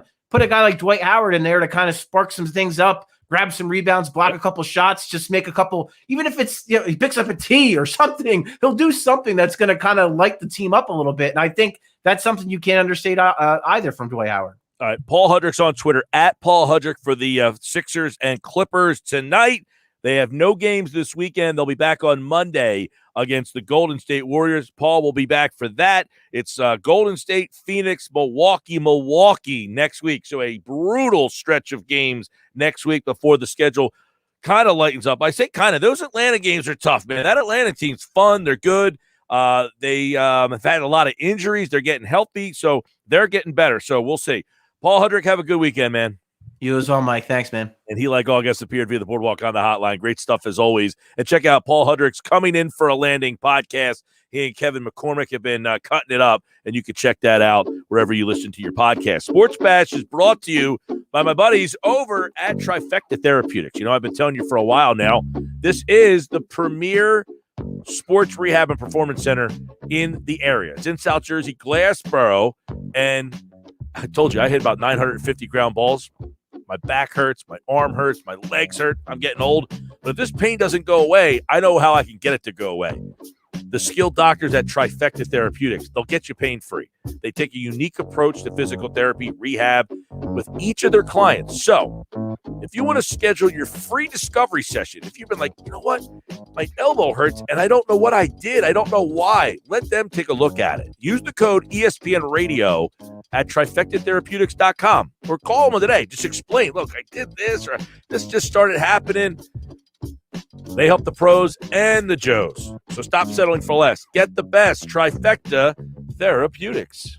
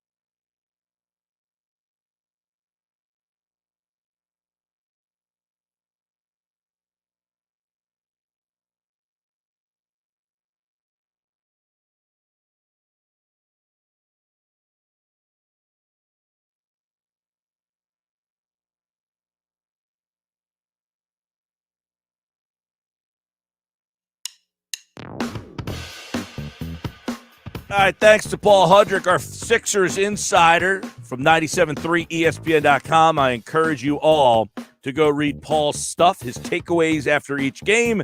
He'll be there tonight. Actually, no, McCormick will be there tonight, and he'll be on game night tonight at 6:40 with a live preview from the center, Kevin McCormick, our Sixers contributor. Also, coming up next hour, Adam Caplan, football at 4. Does he see the Eagles as dysfunctional? We'll get into that. Also, his thoughts on number 12. Do they really want to move up, or is this just smoke screen? That's coming up during football at 4 with NFL insider Adam Caplan. I encourage you all to watch the show live. If you have a Facebook account, YouTube channel, you don't even need a YouTube channel. We have the channel. All you need to do is go to youtube.com, search 973 ESPN. You could do that through your phone, laptop, computer, smart TV. You can watch the show right on your home television. More and more people have been telling me they watch the show on their home TV, including my father today. I didn't know that. My dad said, I watch the show on my television at home, which is very nice. Don't forget, I have a Sports Bash Cash code word coming up. But right now, I have a 4-pack of tickets to go see the Flyers game tomorrow at the Wells Fargo Center. And this is what you need to do. Text 609-403-0973. All you need to do is be the first person who tells me who tomorrow's opponent is. Text that to 609-403-0973. And you are seeing the Flyers and that opponent tomorrow, 12:30 at Wells Fargo Center. That's all you need to do. Just say, in the text, tell me who they're playing tomorrow. And if you're the first person that gets that in, 609-403-0973, bam, fastest fingers. Who are they playing tomorrow? Flyers 4-pack is yours. I got another one next hour, so if you're not the fastest, listen next hour for another shot. All right? Who are the Flyers playing tomorrow? 609-403-0973. Hit me up on the text board. Tell me who they're playing tomorrow. And if you're the first person that does it, you get a 4-pack of tickets to tomorrow's game. It's a 12:30 start time at Wells Fargo Center. That is all you need to do. All right, Sports Bash Live, 97.3 ESPN. I'm Mike Gill. I want to get into this real quick. Joel Embiid. Yesterday we had Mitch Lawrence on the show. I love Mitch. I love Mitch because we don't agree a lot. Mitch doesn't think Embiid has played enough to be the MVP. This reminds me of when Joel Embiid was a rookie, and people said he shouldn't have won Rookie of the Year because he didn't play enough games. And who'd they give it to? Brogdon? Joel Embiid was the best rookie, and it wasn't close. I don't care if he played 4 games, 14, 40. He was the best. The Sixers were actually a relevant team. They had tanked for years, 2 years in a row. They tanked. With Joel Embiid on the floor, they were almost a playoff team. I didn't need to watch Joel Embiid play 82 games for you to tell me he was the best rookie. If I need to see Joel Embiid play 82 games, if you can't figure out that he's the best player because he only plays 59 games, something's wrong. The Sixers are the top team in the East, and he's the best player on the best team in the conference. You want to tell me you're going to give it to Donovan Mitchell because Utah's the best team in the West? Okay. But if you're telling me that you're going to give it to Nikola Jokic for a team that's the 4 or 5 seed out West, that don't fly. Because Joel Embiid has been every bit, if not better, statistically than Jokic. He's averaging almost 30 points a game. Look, if you want to give it to Mitchell, who's averaging 27 points, 4.5 rebounds, 5 assists, and a steal, okay, fine. He's hitting 38% of his threes. He's the best player on the best team in the league. Go ahead. But if you're telling me, I didn't see enough of Joel Embiid, then you don't know enough about basketball. I'm sorry.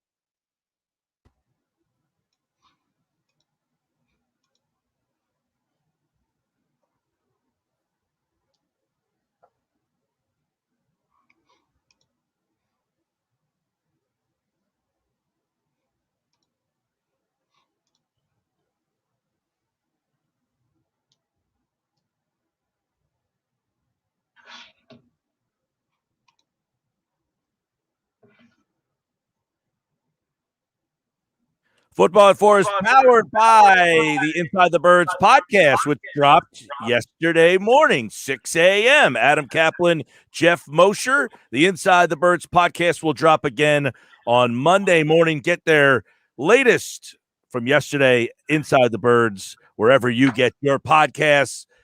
There is Adam Caplan. We got so much going on just 2 weeks before the NFL draft is here. And of course, Adam, the draft is getting close, and of course, everything is speculation. Everything is moving. Everything's shaking, and of course, the Eagles want to move back into the top 10. They wouldn't have it any other way, right? Right.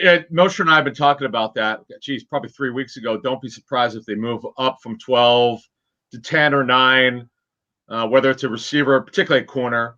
A corner to me is if you're trying to build a defense, you're unable to do it with what they have a corner right now other than Darius Slay. They can't. So they have to add a bunch of outside corners. We've said that for several weeks now. And that's something that they'll look to do. There's no question about it. But, man, at 12, Mike, and the reason why there's speculation they might move up, it's unlikely that Horn or Surtain are going to be there. I don't see it.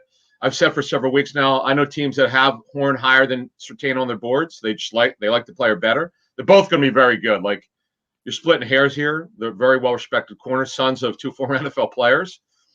So that would be, if they were going to trade up, it would be for a corner, no question about it. Yeah, they're at 12, and if they were to trade up, do you have a thought of, is it 8, is it 9? Because it's not going to be 10 or 11. You're not going to get the Giants and the Cowboys to shake hands and break bread with you, but is it 8, 9, all the way up to 7? And is that third-round pick what would be suitable to get to that spot? Zach Ertz, is he in play?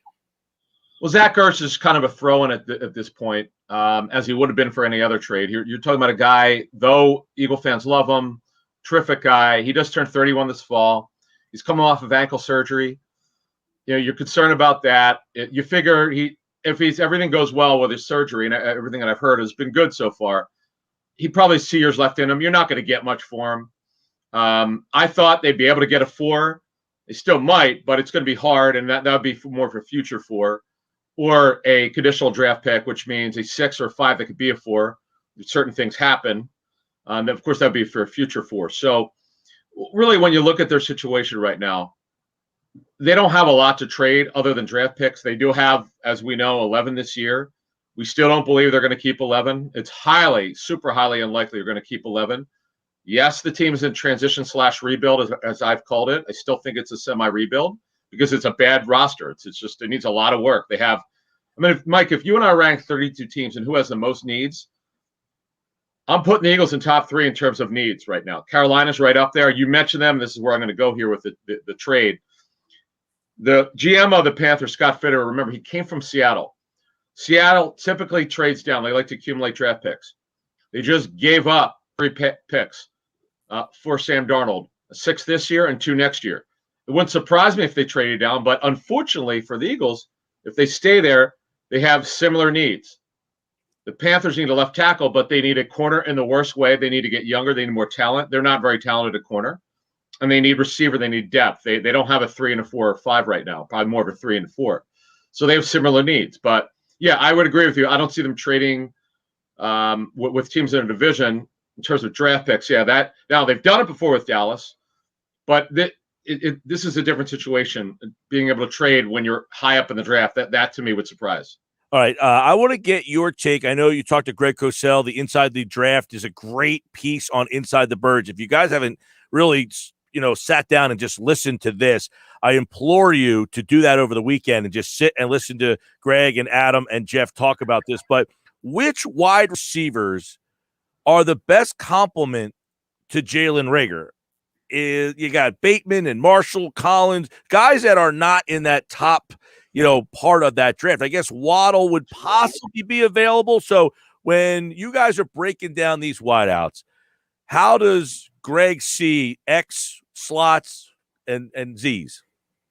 Well, it's interesting. The list that I sent you, Mike, most of the players on there we didn't talk to Greg about. I've probably talked to over 6 receiver coaches so far. I do this every year. I just want them to break them down, as you were just saying, who could play that single receiver side, which is the X receiver, who could play the multi-purpose Z position. That's the guy who moves typically. And then who are the best slots. and who are guys that we're not talking about who are going to go a little bit later. So one of my favorite receivers for the draft is Rashad Bateman, who should go in the second. He should go. The earliest I think he would go would be the mid-20s. I still think he gets to the second round. I had an offensive. I like him a lot too, but I feel like he and Tony are one of the guys that someone reaches on. I don't say reach, but just like you're like, whoa, I didn't see him going like. Oh, well, Tony. Okay, that's a good segue. Okay, Tony to me.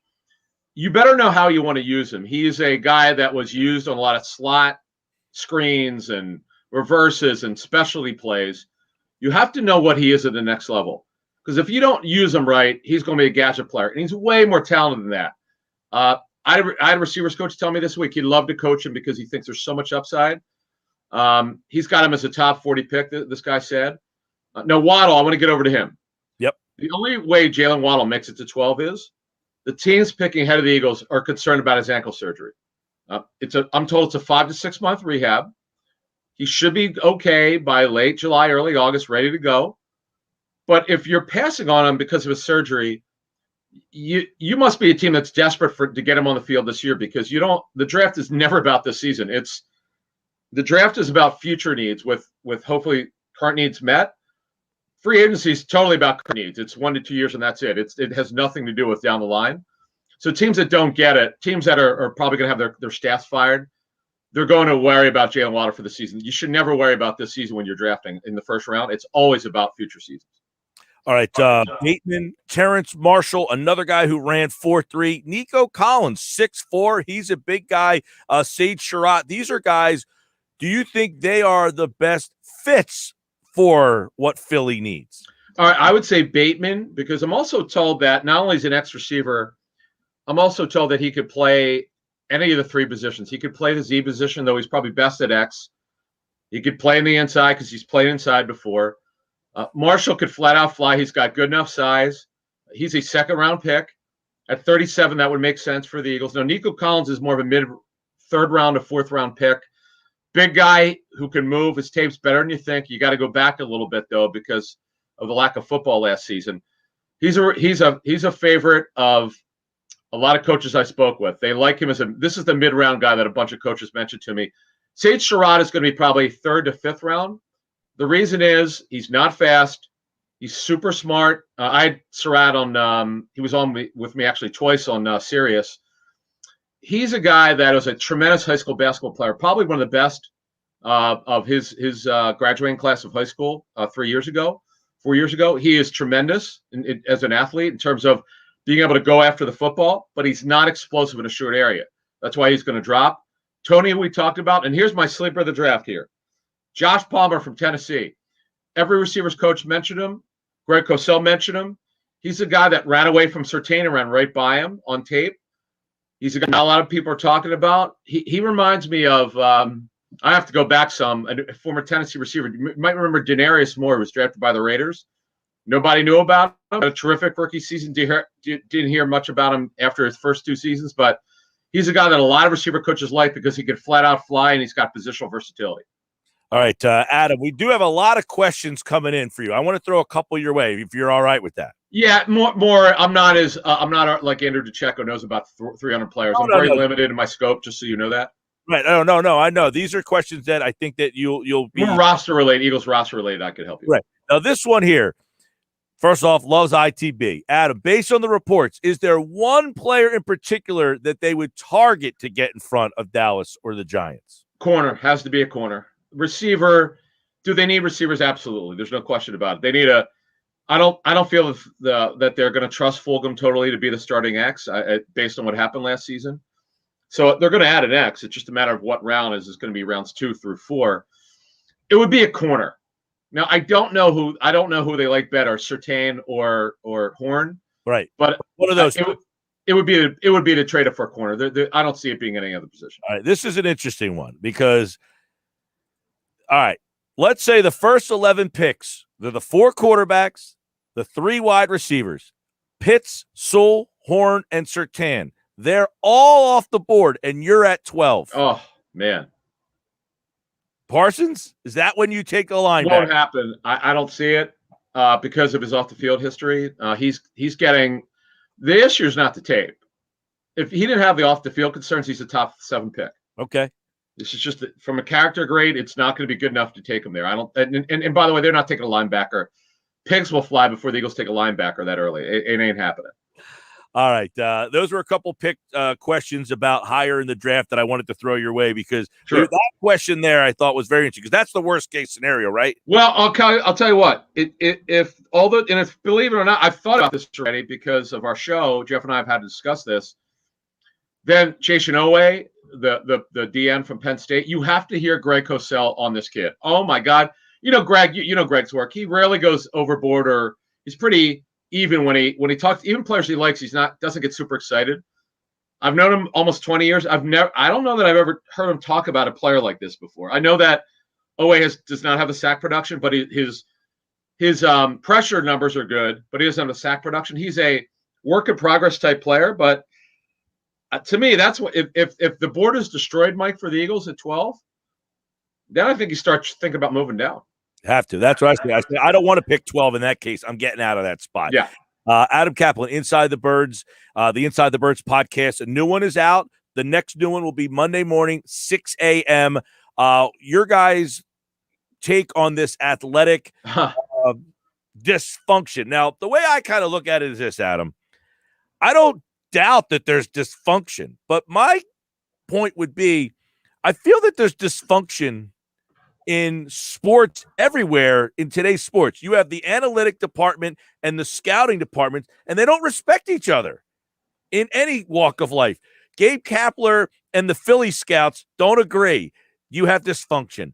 The Sixers analytics department and their scouts don't agree. They had dysfunction. I feel like that's what's going on with the Eagles. And by the way, many other organizations in football and other sports. Mike, let me explain something to you, and you hit on it very well. You're right. There's always finger pointing and mistrust in NFL buildings with coaches or certain members of the front office and an analytics department, particularly sometimes one guy or two guys, because a lot of these analytics, not all of them, but most have not played football before, and they look at as non-football guys, it's a problem. And then it's how much juice do they have in the building? How much sway do they have? How much input do they get? Now, Jeff and I hit the athletic article.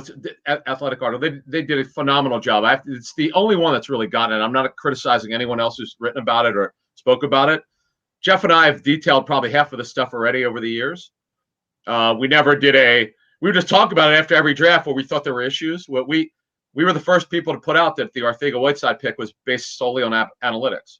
Okay, this is not any. If you've been an ITB listener since the spring of 18, really the summer or after that draft, you already know some of the stuff. But their detail was so good, and what we did, we thought the article was so good. We're going to make this a 2-part discussion. We had that discussion, which you talked about on the Thursday show. Our Monday show, we're gonna take up another 20-25 minutes because we couldn't get to everything we wanted to. Yeah. This last show was an hour and 20 minutes. Their stuff was so good and so juicy. We want to get into it. We're going to go into they talked about Jim Schwartz interviewing with Jeffrey Lurie. There's stuff nobody knows, which we're going to put out on the show. We're holding it. We don't want to give away the answers to the test, but that stuff was fan. And I'm laughing because a couple of people from the Eagles texted me and said, Hey, I know you know about this already. What did you think of it? I said it was fantastic. I'm so glad they talked about it because I had a lot of stuff I had agreed I would not talk about publicly, but since they did, I'm going to. Right. Okay. One thing I want to kind of get into, there's so much. The meetings on Tuesdays, hey, you didn't run the ball or you didn't pass the ball. Yeah. It's preposterous. But you've covered the team for how long, Adam? 20, this will be 21 years. Okay. At any point during your 20 years, did you say, man, Jeffrey Lurie's a problem?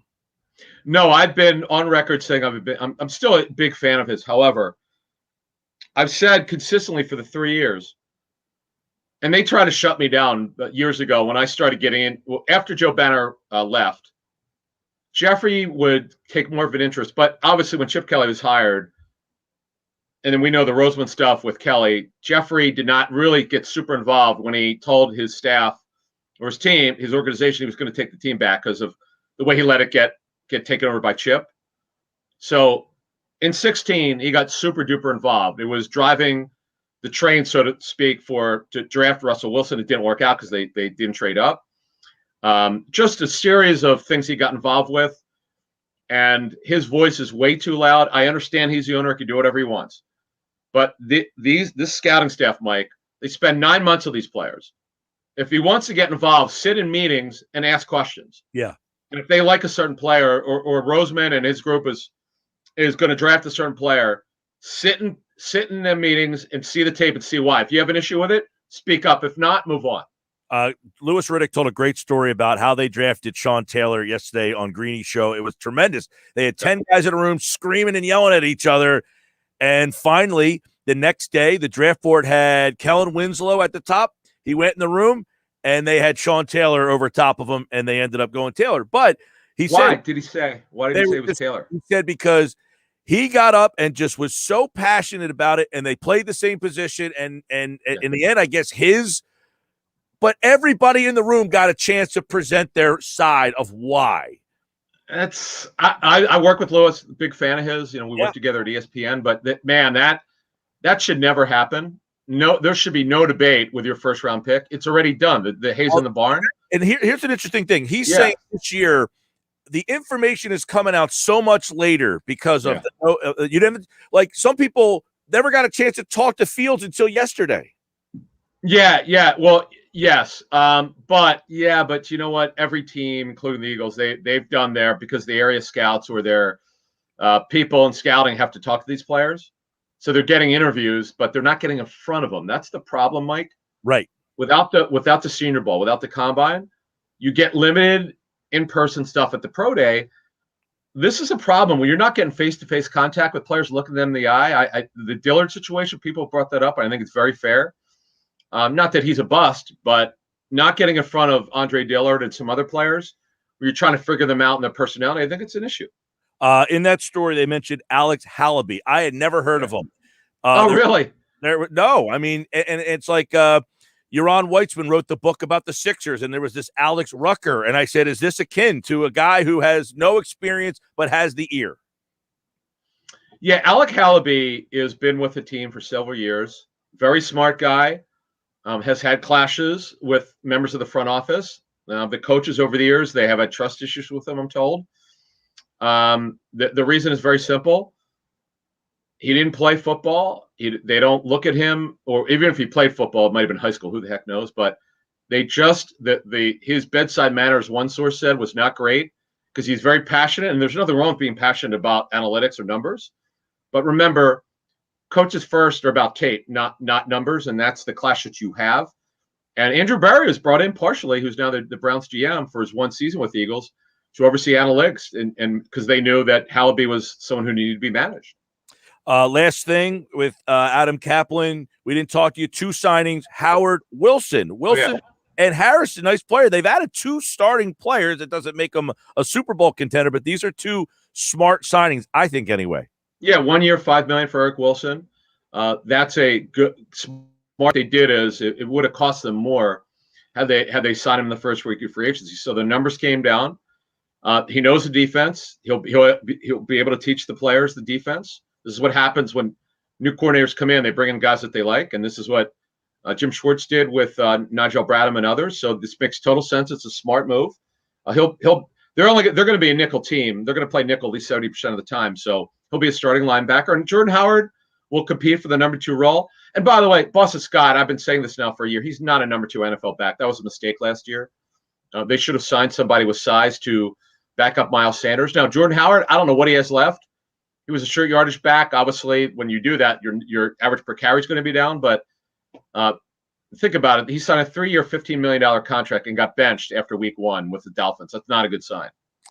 All right. We hit on a lot there. Football at 4. Check out the new podcast Monday morning. The most recent one is out now, Inside the Birds podcast, wherever you listen to your podcast. Jeff and Adam back Monday for Moshe. DeCecco's been answering all these draft questions. People have great. Done a great job with the draft stuff. So good stuff there. And Adam, of course, have a great weekend.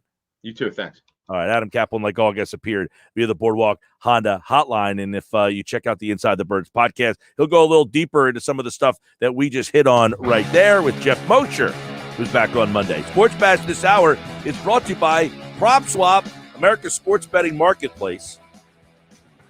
Sell your sports bets and take your profit. You're saying, what do you mean by sell my sports bet? How about this? The over-under for Eagles wins this season is 7. You taking the over or the under? Well, you could buy that ticket now before it changes. If you think it's, well, this team stinks, take the under. And if they're pacing to go under 7 halfway through the year, post that ticket at PropSwap and watch the bids come in for your ticket. You could buy and sell sports bets at PropSwap.com. Alex Myers. Congratulations, Alex Myers. He got a 4-pack of tickets. You know why? He simply knew the Flyers were playing the Capitals tomorrow. And you can hear that game right here on 97.3 ESPN. I'll have another 4-pack of tickets to give away in this hour. So if you want a 4-pack of tickets to the Flyers, I suggest you continue to listen to the show. Coming up next, here on the Sports Bash, live on a Friday edition. Happy Hour Friday, guys. Joel Embiid makes his case for MVP. Stick around. Next, here on the Sports Bash.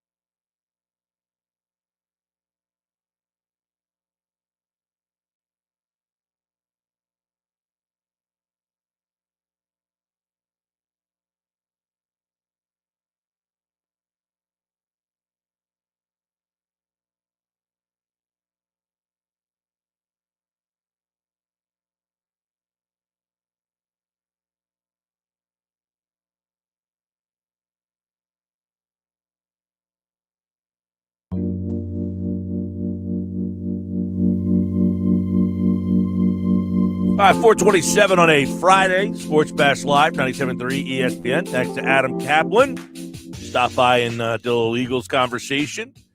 If you're watching the show live, keep your questions and comments coming in. If you're listening on the radio, 609-403-0973, 609-403-0973. A report that the Eagles could move back into the top 10. We've been talking about that. This athletic piece today from Ben Standing says the Eagles could be looking to move back into the top 10. He says this from 2 weeks of conversations from league general managers, executives, coaches, scouts, and agents. Says, quote, as for the trade market, the Eagles are exploring a move into the top 10 despite having just dropped from 6 to 12. Having acquired a first-round pick in 2022 from the Dolphins, the Eagles could move up and still net more assets. So I'm interested to that last part. How are they going to get more assets if they move up? I mean, I would think that they are giving something away to move up. So I don't understand that last part. But that was the report today. A lot of comments coming in on the StreamYard. If you're watching the show, keep your comments coming in. We'll try to get to those throughout the day. I do want to talk about Joel Embiid and what he had to say. He was on the Hoops Collective podcast. Not the Hoops Collective podcast, excuse me. He was on the Low Post podcast. And they had a long discussion regarding the MVP. Now, I talked about earlier the fact if you need to see more games from Joel Embiid. If you're saying he didn't play enough games this year, I'm sorry. That excuse is like his rookie season. You want Malcolm Brogdon to win a major award. If you want to settle for second best to win your most prestigious award, go ahead and do that. But Joel Embiid, to me, right now, is the clear winner of this award. He's the best player on the best team in the East. If you want to say Donovan Mitchell should win the award, fine. He should win the – they are better than the Denver Nuggets. Now, you could say if you took Jokic off Denver, let's see what happens when they don't have Murray. All right, Murray's done. Let's see if Jokic keeps them winning. They're 15 games over 500. They're 6 games off the conference lead. Do they stay in the 4th spot? Do they make a run and get to 3? Do they fall back to 6? This will be interesting because Joel Embiid's numbers. I love Jokic. Love him. I had I forget, the 2nd or 3rd pick in my fantasy draft, and that's who I took. He's a tremendous player. He's not a better defensive player than Joel Embiid is. He's averaging 26 points. Joel averages more. He's averaging 10.9 rebounds. Embiid averages more. I mean, if you're simply just saying Embiid played more games, this is like giving Brogdon the Rookie of the Year because Embiid didn't play enough games. You'd have to be out of your mind to tell me you thought that Malcolm Brogdon made more of an impact than Joel Embiid did his rookie season. It's not close. It's not close. Joel Embiid's averaging 29.8 points, 11 rebounds, 3 assists, a steal, and a block and a half. Now, believe me, Nikola Jokic has been tremendous this year, but his numbers aren't Joel Embiid's. Sorry. And his team's not better. Jokic is at 26 points. Joel's at 29.8. Jokic, 10.9 rebounds. Embiid, 11. So they're a push. Now, Jokic averages 8.8 assists. Joel Embiid, 3.1. You could say, all right, well, Jokic accounts for more points than Joel does. Okay, there's an argument there. He's almost averaging a triple-double, by the way, Jokic. This isn't to take anything away from him. But Joel Embiid is the best player on the best team right now. Period, point blank. Not the best team. They're the second best team. They're the best team in the conference. Mitch Lawrence said it yesterday on the show. He said it.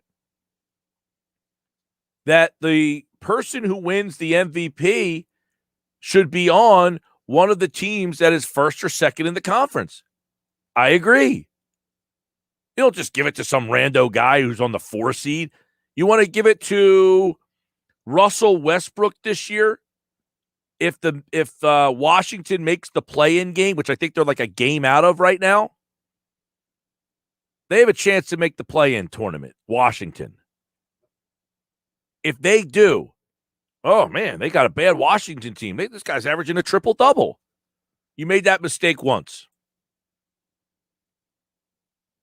This one's easy. It's easy. Joel Embiid is the best player on the team that has the best record in the conference. Period, point blank. This isn't even, it shouldn't be much of a debate. Here's what Embiid said. He made his case for MVP. You've missed 18 games, but you've been adamant. You don't. How I hate. You've missed 18 games, but you've been adamant. You don't think the MVP race is over. So explain to me, make the case. This is, I'm giving you the forum. I mean, it's not my job to make the case, but if you want me to make the case, I mean, you can look at it. I mean, first seed in the East, you know, the numbers speak for themselves, and we're not just talking about the offensive side of the basketball game. We're talking about, you know, the defensive side of the game, which is if you actually go through, you know, all the numbers and stuff, you know, some could say I could be deserving of, you know, being the defensive player of the year. So when you add, you know, both of them, as far as, you know, the offensive side of the game and the defensive part of it, and you mix it in with being the number one seed, I mean, I don't know what more could you ask. Yeah, the game is there, but I feel like, you know, I also missed some games because of COVID and all of that. So it's just, I feel like it's just a different year. I mean, guys, you know, everybody's missing games here and there, and that's the nature of the game. But like I said, basketball is played on both sides, and I feel like, you know, when you talk about being dominant and, you know, best, you know, two-way player, I feel like I'm up there. All right, so Embiid laid it out for you there. It was a little long, but he laid it out. He plays both sides. He's a better defensive player than Jokic. It's not close. He's averaging almost 2 blocks a game in his last 10. Actually, he's over 2 blocks a game in his last 10. He averages a block and a half a game. He's clearly a better defensive player. His team is better. He's missed a bunch of games. Jokic has played in every single game, right? He's played in every game this year. If that's the one number that suggests that you're watching a better player, then that's the criteria. I think it's a flawed criteria. It's not like Embiid missed 50% of the season. He mentioned it. It's a weird year. Everybody's sitting out games. You know, if you want to say, look, everyone's sitting out, but Jokic, fine. But to me, you might say, well, the Sixers have been pretty good without Joel Embiid this year. They're still the number 1 seed. Denver has had Jokic the whole season. They were a better team last year. That's not to say that Jokic was a better player last year. He's better this year. His stats are better. But the team is not better. I think this stretch here, if Embiid doesn't miss another game, right, if he plays the rest of the way, this season he has played 37 games. Now, I don't know. He might miss a back-to-back. He might sit out here or there. But he's played 37 games. If he plays the rest of the season, all right, and I would imagine he's going to miss a back-to-back somewhere there. They have 1, 2, 3, 4, 5, 6, 7, 8, 9, 10, 11, 12, 13, 14, 15, 16, 17. So they have 17 games left to go in the season. That would put him at 51 of 72. Now, there's a back-to-back when they play Phoenix and then at Milwaukee. That's one back-to-back. They have an at San Antonio, at Chicago back-to-back. They have a New Orleans, Detroit back-to-back. So they have 3 back-to-backs left. So there's a chance he could miss another game or 2, maybe even 3. But the year that he was a rookie, the whole argument was he didn't play enough games. It wasn't close. It was an embarrassment. The league should be embarrassed that they gave the Rookie of the Year to Malcolm Brogdon that year. Joel Embiid was the most impactful rookie that year, just like he's been the most impactful player. There's one reason why people believe that the Sixers can do something this year. It's because Joel Embiid is playing at an MVP level. If this was Joel Embiid scoring, go back to one of his seasons. Go back to one of his seasons. His rookie season, he played 31 games, and he scored 20 points a game. That team, 31 games in, they were almost a playoff team after tanking for 2 years. He made the biggest impact, period. So from his rookie season to where he is now, he's averaging 9 more points a game. He's went from 20 points a game and 7 rebounds. He's at almost 30 points a game and 11 rebounds. Remember when the Sixers, that first year they got him and he played, they had tanked for 2 years. This is where all the people that talk about the process and how many years they lost, they had tanked for 2 seasons. And then Embiid came back. And in that year, 2016, 2017, before Embiid got hurt, they were right around the 8th seed. And then once he went out, the season fell apart. That's how impactful he was that year. He went from a team that tanked for 2 years to almost getting them to the playoffs to that the minute he left, they fell apart again. I don't care that he missed 50 games. It was evident that he was the best guy. And that's what's going on right now. 609-573-3776. 609-573-3776. We got plenty more to do today on the Sports Bash, 97.3 ESPN. But look, to me, that's what the problem is sometimes with this stuff. You're voting for MVP. Who's the best player? I don't know if it's valuable. Is it the best, most impactful? Nobody knows the criteria. All you got to do is watch the game. If you're just saying who was the best, there's only one answer. I mean, it's not like Joel Embiid. Like LeBron James has missed about over half the season now. That's a different situation. Totally different situation. Embiid is going to be playing in about 60% of these games, but when it's all said and done. And 30 points, 11 rebounds, 3 assists for the best team in the Eastern Conference gets my vote.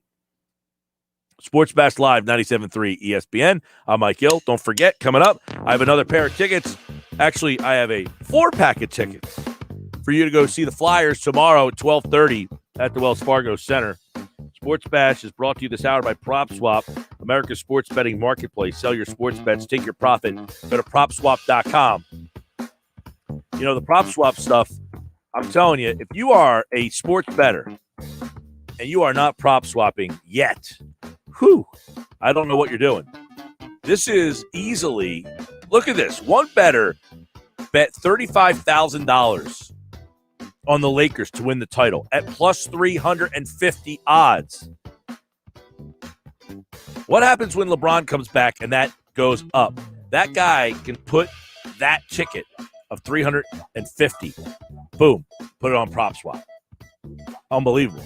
By the way, Joel Embiid to win MVP tickets are on sale at PropSwap. The sale price, $55 to collect 200 at plus 264.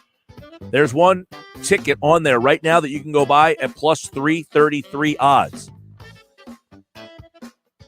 That is what PropSwap can do for you.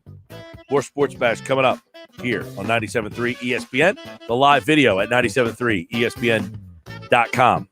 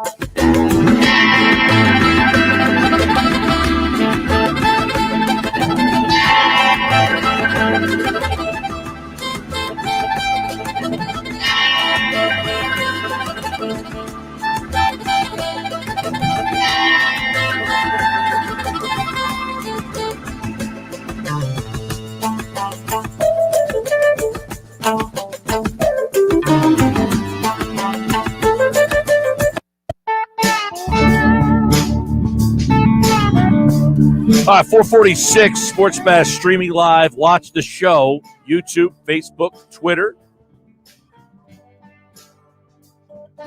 Sports Bash 97.3 ESPN. Taking you till 6. I got another 4-pack of tickets to go see the Flyers game tomorrow. So listen for that. It'll be in this segment right here. I promise that. Now, a couple things. Phillies I wanted to get into. Bob's off today. He'll be back on Monday. And we're going to talk a little Phils with him. So I want to give my thoughts on the Phils and that whole situation. Their lineup is out. I'll go over that. And the weekend, they're playing the Cardinals this weekend. It's the first time they're playing a team from outside the NL East in a long, long time. I think it was 2019, sometime in September. But the lineup today, McCutchen, Hoskins, Harper, Real Muto, Bohm, Gregorius, Segura, Moniak, and Eflin. So I would imagine this is the lineup that you're going to see the most the rest of the way until something happens with Moniak or whether or not he's the guy. McCutchen in left, Harper at first, Hoskins at first, Harper in right, Realmuto catching, Bohm at third, Gregorius at short, Segura at second, Moniak in center, and then whoever's pitching. Somebody texted me this morning and said they got to do something in center. I said, well, they brought Moniak up yesterday. Hastley's gone. I don't know that you'll ever see Hastley again. I have no idea what's going on with that. He's left for personal reasons. So Moniak, this is your shot, bud. 22 years old, former number 1 overall pick. This is why this is so important. We talk about Kingery and the fact that Kingery has really hurt this team. The fact that Kingery can't be an everyday player on this team hurts. You know, Kingery's a guy, he could have played center. Maybe he played second. Maybe he played third. Maybe, you know, he was that super utility guy for you. The fact that he can't crack the lineup is one young, homegrown guy that you were hoping and counting on. Instead, Frank brought up a great point yesterday. You've had to spend money on shortstop, Gregorius. You've had to spend money on keeping Segura. The only guy on this team that doesn't make any money is Bohm. And now Moniak. Everybody else on this roster, McCutchen makes a boatload of money. Harper makes 8 boatloads of money. Real Muto makes boatloads of cash. Gregorius gets paid a ton. Segura makes a lot of money. The only guys that don't make money now is Bohm and now Moniak. The Phillies drafted him number 1 overall. Kingery has failed them. They need Moniak to produce. And I'm not so confident that he can. I gave this guy a ton of grief last year. He deserved it. He stunk. He was not ready. He looked way better in spring training. Much more confident, much more prepared. But this is the big time, dude. You're 22 years old. Doesn't matter. Look around the division. Look who's producing in the National League East, right? Don't even need to go out of the division. Just strictly stay in the division. And look at who's producing. Inside your own division, you've got Albies, 24. Austin Riley, 24. Oh, the kid Acuna, he's not bad, 23. That's 3 of their top hitters. By the way, their best pitchers are also not DeGrom, but for Atlanta, I know DeGrom plays for the Mets, but I'm saying even the young pitchers in the National League East. You look at Ann Anderson, who's 22 years old. You look at Max Fried, who's actually struggling a little bit this year, but he was their opening day starter. He's another young guy. So the age thing doesn't really work all that much more in today's baseball. It's only a reason to say these young guys are producing. The Phillies need Moniak to produce. Period, point blank. They need him. They got nothing else. They really have nothing else in the pipeline. He was the number 1 pick. It's time for him.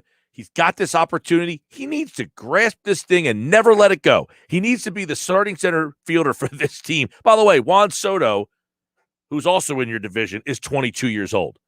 So they're getting something from Acuna at 23. By the way, they got stuff from him at 22 and 21. Soto, 22. You are getting this opportunity for whatever reason you got this opportunity. I have no idea what happened with Hasely. I hope everything's okay with his family or whatever this personal reason is. But here's an opportunity.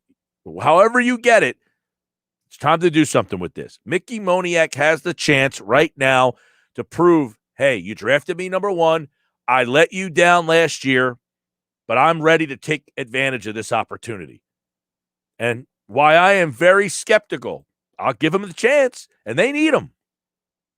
We've talked about this team. They're better. Somebody would say, well, you were all over them in the first week. And I said, it's baseball, dude. They're 6-6. If you can't see that this team is way better in the bullpen, that was their biggest deficiency. Some nights over a 162-game season, yeah, you're going to scuffle and struggle. The Braves are 5-8. Do I think they stink? No. The Phillies are 6-6. Does that mean that all of a sudden, oh, they were good, now they're not? It's a long season. But I'm telling you what's better. If they have an ERA in the 7s in their bullpen, then I was wrong. Then their bullpen wasn't better. I think it's pretty simple and easy to see that their bullpen is significantly better. Their pitching staff, I said it all along, very similar. Chase Sanderson and Matt Moore are what they are. They're veteran guys who are just going to kind of keep you around for 5 innings. And if you can score runs that day when they pitch, and every once in a while they might give up 3 runs in 6 innings. Their offense, some nights they're going to get the big hit, some nights they're not. It's how many nights that their bullpen can keep the other team from not getting those runs when you're scoring runs. That was the problem last year. Your offense would score runs, your bullpen would blow it. That's the one difference for this team. So I don't know if the Phillies are going to win the division or are so much better. All I know is the one area where they were the most efficient in last year, they are considerably better this year. Period, point blank. Not even a question. But Mickey Moniak, and I was going to talk to Bob about this today, how important this is for Moniak and how important it is for the Phillies. That Moniak succeeds. Because if he doesn't succeed, in reality, what position player are you excited about? Bryson Stott? I mean, come on. Adam Hasty was a first-round pick. You've already given up on him. Hey, I suggested last year he should be on the mound. Forget center field. He's a better pitcher than he is a defensive player and hitter. He was a very good pitcher at Virginia, by the way. But there's a first-round pick, Adam Hasty, that appears that is not all that exciting. Hopefully Mickey Moniak in his second act is better than his first act. He's hitting 8th tonight. Hey, right now, text the word Flyers to 609-403-0973. 609-403-0973. Text the word Flyers. First person that does it, fastest fingers out there. You're getting a Flyers 4-pack for tomorrow's game at home at the Wells Fargo Center against the Washington Capitals. Text the word Flyers to 609 403 0973. A 4-pack of tickets to tomorrow's Flyers game is on the line. If you get it in first, you will be contacted and get a 4-pack of tickets mailed right to your email address. 609 403 0973. Text the word Flyers.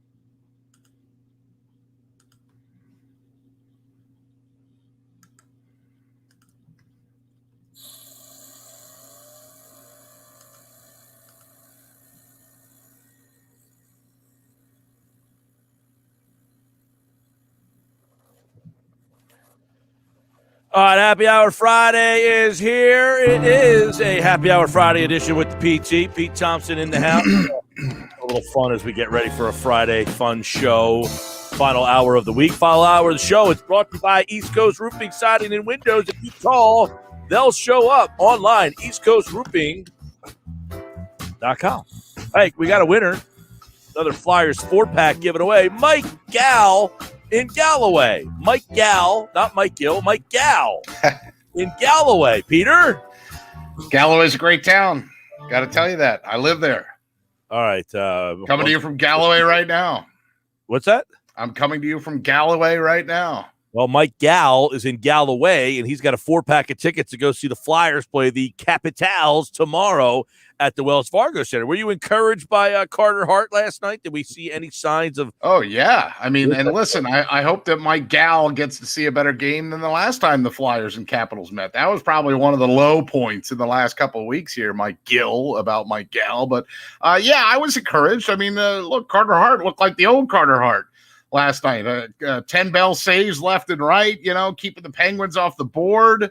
And then, I mean, are you kidding me? When's the last time, sorry to steal Tom McGinnis's line, but when's the last time that you saw the Flyers beat the Penguins in a shootout? The answer is never, right? They were 0-5 going into last night in shootouts.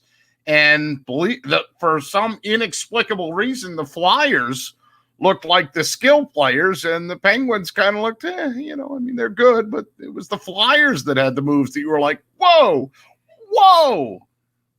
Well, I mean, yeah, this stage of the season, I think the Penguins are feeling pretty good about their standing, and, maybe just kind of overlooked the Flyers team late in the season. Who knows? But, hey, it was encouraging to say the least. Put it this way. It was nice to see Hart play better, but this team's not going to the playoffs this year, right, Peter? I don't think so. They're not mathematically eliminated yet. And if they hold true to form, Mike Gal is going to go up and see a real turkey tomorrow at the Wells Fargo Center. It's Thanksgiving all over again. No, this team is like consistently inconsistent, right? Yeah. I mean, they should have some carryover from that game against Pittsburgh, and they're probably going to go out and bleep the bed tomorrow because it's just the way that they've been. Well, by the way, we do have 4-pack of tickets to give away this hour on the show for tomorrow's game. Also got 4-packs we're giving away all day Sunday in the 10 o'clock hour on the locker room, in the 11 o'clock hour in the locker room, and at 12 to 12:30, Josh has a shortened version of Sports Bash Saturday that will lead you into the Flyers Capitals game tomorrow. He will have a pair of 4-pack to give away tomorrow between 12 and 12:30. So we have 3 4-packs for Sunday's game against the Islanders, which starts at 6:30. I think it's a 6:30 face-off game. Yeah. See, now we were going to go to the game. I said, PT, you want to go to the game? You told me, the Flyers game's at 6:30. You could have gone to the Phillies, and then we could have gone to the Flyers afterwards. Wait a second. I thought, for whatever reason, I thought the Flyers game. Yeah, I had a little brain fart. So the Flyers game you were talking about, I would have met you up there. I have tickets for both. Tomorrow at 12:30. Oh, okay. Sunday at 6:30. Gotcha. Okay. Oh, all right. Now I'm on board. So yeah. So listen, I mean, I could have made it all Philly weekend because I'm going to the Phillies game on Sunday. I'm going to see. You said that you couldn't go to the Flyers game Sunday because you were going to the Phillies. I said, do you realize the Flyers game's at 6:30? I did not realize the Flyers game was at 6:30, but I would have met you up there, which meant then you would have had to drive. So you probably would have said, no, I'm not going if the PT isn't my personal driver. No, that's not the case. I mean, I'll drive up there if I'm going to the game. I would have already been up there. And then how do I get the people that I take up there back? What do I give them my car? Oh, you're driving them up. Why don't you tell them, hey, I'm staying. You have to drive yourself up. It's like me trying to convince you to drive. It never works. I mean, you just say, look, I'm going to the Flyers game after. I'll have to meet you at the Phillies game. This is right. Yeah. Look, listen, you pick your battles, right? I'm usually the driver. I got an idea. What do you got? They drive your car home, and then I drive you home. I'd be okay with that. That's fine. Okay. So this is on Sunday. So now we're going on Sunday. Have we just cooked something up? Possible. Wait a minute. We said it live on the radio that it must be scripture. It could be possible. All right. We'll talk about this later. What if they play awful tomorrow against the Capitals? There's no way you want to go to that game on Sunday. Oh, I'm not one of those people. Like, I'm not going because the team stinks. Like, I don't care. I just like going to a game. Like, I don't Well, understand that. I'm not going to lie. I saw last weekend the better of the two games. I went and saw them play an excellent hockey game against the Bruins, and it was a lot of fun to be there and be in the building and catch up with people and blow off Scott McKay. That was awesome. I mean, I very much enjoyed myself. See, like I don't go to the game because the team's good or bad or indifferent.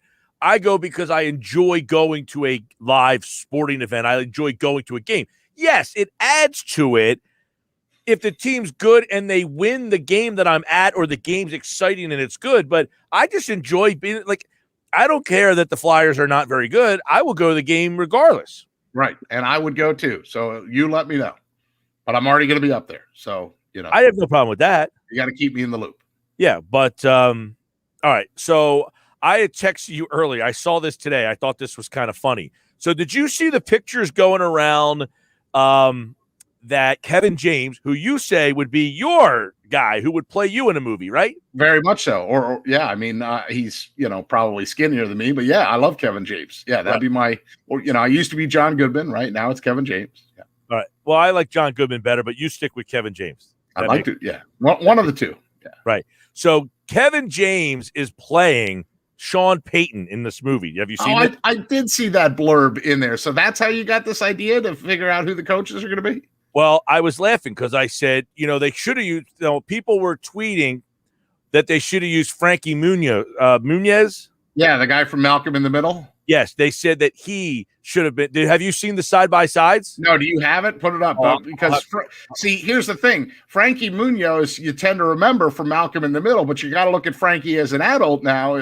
I'm sure if he was here, he'd be like, sir, I'd like to be called Frank. I'm a 35-year-old man. I'd like to be called Frank now. I will share the screen with you here. I've earned the right. Yeah, let's see this thing. No, I think he's still Frankie. He still goes, well, probably by the Screen Actors Guild, he's still Frankie, but I bet in person he'd probably like to be Frank. Oh, 100%. That's like looking at a twin. Right? Yeah, that was bad. But you know what? Maybe Kevin James is a recognizable name, and maybe Frank or Frankie Muniz can't act. Who knows? Oh, come on. He was on Malcolm in the Middle. Yeah, but he was a kid. Yeah, but still, he looks. All he had to do was expressions. Don't you hate when you watch a movie and I watched Moneyball last night. Okay. Again? I love that movie, and because of what's going on with the Eagles, I felt like I had to watch it again. Right, throw in some soda. Throw in. Hey, make sure you throw in some soda, and we're good. Yeah, exactly. You're gonna pay for the soda for our clubhouse, and we got a deal. That's a great line. Hey, no, I'm serious. I want you to fill the soda machine for the next 3 years. But when you're watching the movie and the guys don't look like the guys, and who the guys are. Oh, yeah. Brad Pitt and Billy Beane are not doppelgangers. I would agree with that. No, but Frankie Muniz is a doppelganger for Sean Payton. Yes, very much so. So that's what, if you're asking, that's how I tried to go on this assignment. You gave me homework, I'm the teacher here, by the way, but you gave me the homework to try and find the lookalikes or who I thought these coaches should be. So which one you want to start with? All right, so we'll go with Ron Rivera first. Who did you come up with for Ron Rivera? All right, so for Ron Rivera, I said Edward James Olmos, circa 1995. That's because we had him on at the Super Bowl. Yeah, I think Edward James Olmos now is probably in his 70s and white hair, but Edward James Olmos from about the stand and deliver time. That Edward James Olmos. That's who I'm going with. Bad, actually. So Edward James Olmos. Yeah, we had him on at the Super Bowl in Miami. He was promoting something that he was doing. All right. Which one? Who's next? We're going on the division? Yes. All right. So Joe Judge, I've got a young and in shape Billy Gardell. All right. Call up Billy Gardell, Billy Gardell, Gardell. He's been in Mike and Molly. He's been in Bob Hart's Abishola or whatever. That Billy Gardell. That's my lookalike for those two. So Billy Gardell would be, okay. This one's not bad. He's worth $8 million. No, I did not know that. Yeah. Billy Gardell's net worth is $8 million. All right. Now I nailed the guy for Mike McCarthy, but because I used to watch a show called Prison Break on Fox. So I'm like, Bellick. I go, the CEO, the Brad Bellick. And I remembered his name was Wade Williams. He's also been Father Cronin on the Bernie Mac show. So Google Wade Williams, Wade Williams, and that's Mike McCarthy. That's good. Yeah, that's like a spitting image, right? It's very good, except for Wade Williams has a little bit of the horseshoe going. Right. He's always got a hat on, so I don't know what his head of hair looks like. Yeah. And tragically, I didn't know this until today when I was doing my research, but Wade Williams is no longer with us. Wow. Yeah, he passed away at a young, I think he was in a car accident or something like that. I don't know. You can find that up there.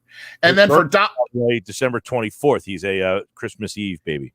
Doc Rivers. Okay, now I'm going to cheat here, but I'm going to go Doc Hold Rivers. on. What about Nick Sirianni?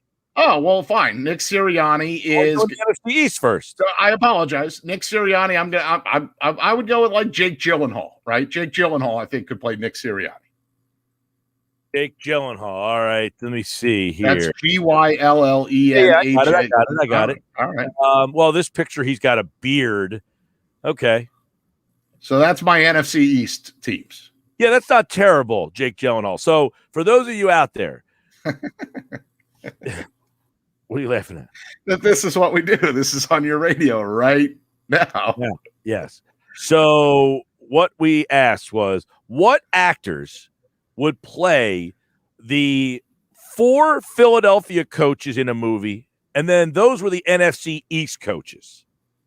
That was based on, because I thought this would be right up your alley. Oh, right? yeah. When I saw the Sean Payton thing, I said, oh, PT's all over this. Sure. I like doppelgangers. Frankie Munoz is definitely Sean Payton. Yeah, they had some bad casting there. It should have been Frankie Munoz's part to lose. What's going on? So let's go to the Philadelphia coaches here. All right. You want to go Doc Rivers. Well, man, why don't I save him for last? All right. How about I go with the hockey first? Is that your most like on the money one?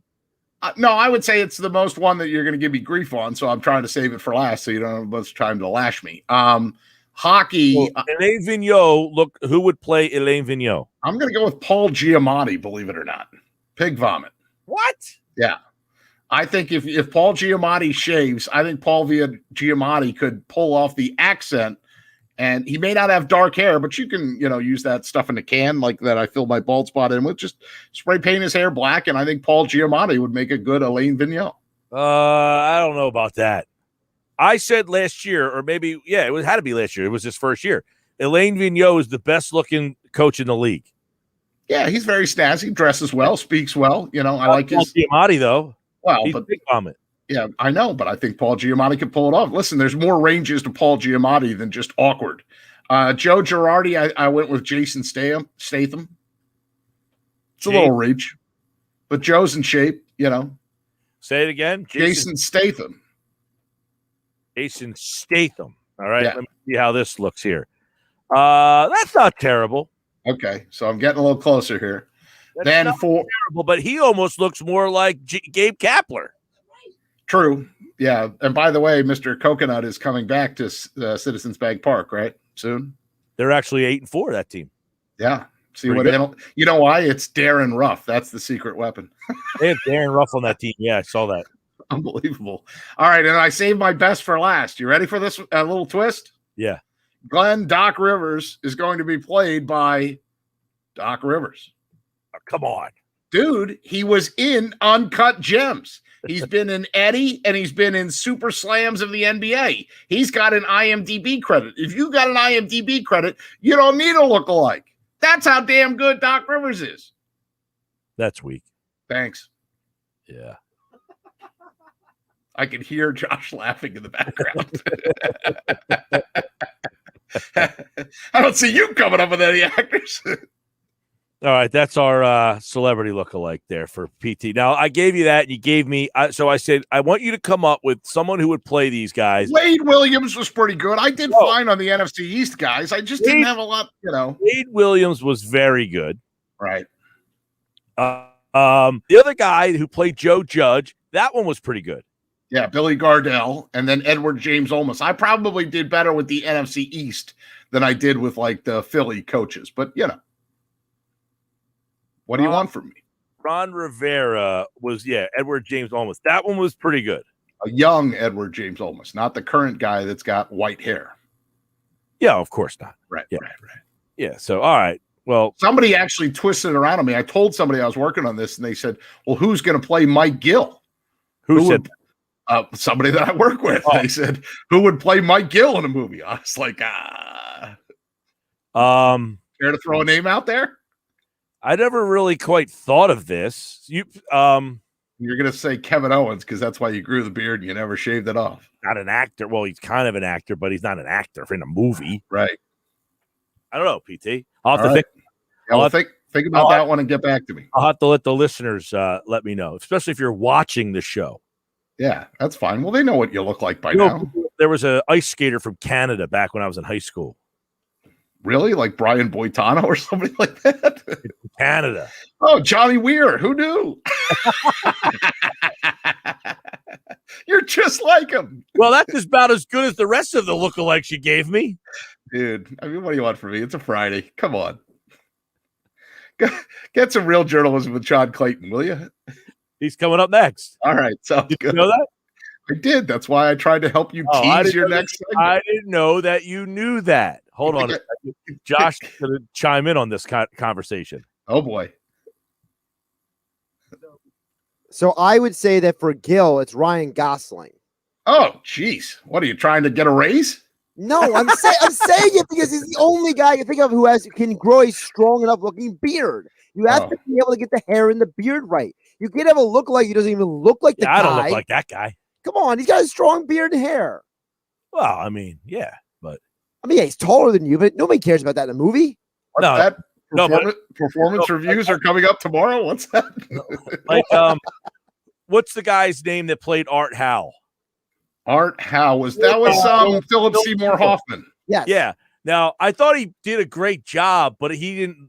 I mean, didn't look at all like Art Howe. No. I mean, Art Howe was like a tall, stoic man, right. And Philip Seymour Hoffman's like a short, squatty guy. Yeah, he was a chameleon. But the guy that played, remember who played Chris Hatterberg or Hatterberg? I know. Scott Hatterberg. Scott Hatterberg. I kind of gave you the answer there. Name with the yeah. He's the guy from Guardian of the Galaxy. Mike's never seen that movie, Mike. Yeah, you got Josh so perplexed over something that was very minor. People versus Larry Flint. All the time, you flip the names. You're talking. Chris Pratt plays Scott Hatterberg. I don't know who plays Scott Hatterberg. Yes. Who was the guy who played Jason Giambi or Jeremy Giambi? Was great when he's dancing up on the thing, and then he gets traded like right afterwards. Apparently, there were some discrepancies in the movie that they said that didn't happen, that him and Pena didn't get traded on the same day. Oh, yeah. We'll never let the facts get in the way of a good story. You want to know who played Giambi? It was... Never seen him in anything else. No. But all I think was, this guy doesn't look like a ball player at all. He looks like he's like 5'4". Yeah, well, Hollywood, everybody's, taller in Hollywood, I guess, or shorter. Jeremy Giambi was played by Nick Perazzo, whoever the heck that is. Never heard of him. Never heard of him. Yeah. Never heard of him. Yeah, all three of us. Now, somebody said Kevin James as Mike Gill. I could see that. Maybe he's got to grow the facial hair. Yeah, he's got sometimes. Yeah, I can see that. His facial game is not that great. I never had facial hair before, and then all of a sudden now I don't know that I could go without it. Well, I think we should do the reverse. Since you always hammer on me to grow a mustache, I think you should go clean shaven, Gil. Like clean shaven for a month or something. I used to clean shave every day. That's all I did. I would shave religiously almost every morning. All right, let's bring that back and just see what the comments are. I don't think my girl would let me. Oh, so she runs the razor? We're finding some things out here. Yeah. She's never seen me without it. Well, then actually, I take that. Tomorrow's a good day to try. He saw me one time without it and said never again. Yeah. Well, you were bare. You were smooth and bare like a baby's butt. All right, Peter. Well, that's all we got today. Oh, wait, really quick, Mike. Have you seen Parks and Recreation? No. Okay. Well, Chris Pratt. That's Chris Pratt too. Yeah. Good try, Josh. Good try, Josh. Something that Gil might have seen in this. Right. If it was Marcus Lemonis, he'd know who it is, but he has no idea who Chris Pratt is. Guy's been in Jurassic Park and major movies. Gil has no idea who he is.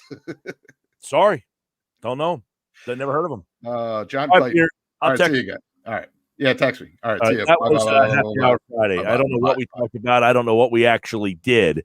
But He Like August appeared.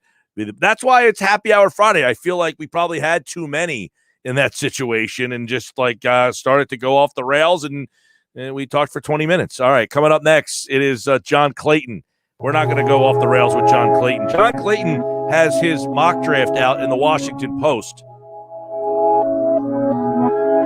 And we will talk to him about that coming up next here on the Sports Bash Live on 97.3 ESPN. I have Flyers tickets 4-pack to give away. Stick around. And I will do that coming up in just about 20 minutes from now. So if you want to go to the Flyers game tomorrow, I got a 4-pack of tickets. Stick around for that right here on the Sports Bash Live on 97.3 ESPN. The Professor, John Clayton, talks NFL Draft next.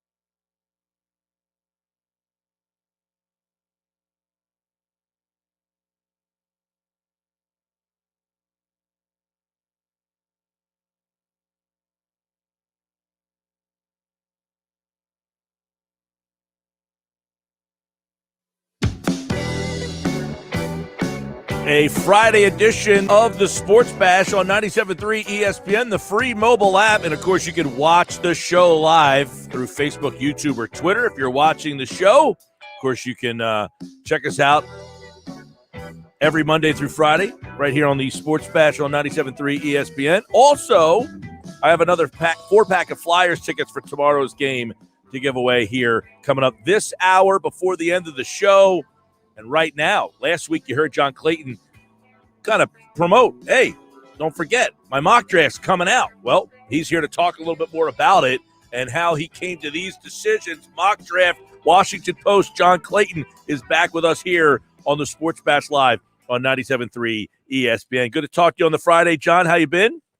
Doing well. How about you? All is good. We are anxiously awaiting this draft. I'm kind of like, I'm really ready for it, but I'm going to be sad when it's gone because there's so much fun getting involved in this. And how much do you think the information and the stuff on these players is changed because of COVID and the lack of the wonky season from draft processes in the past?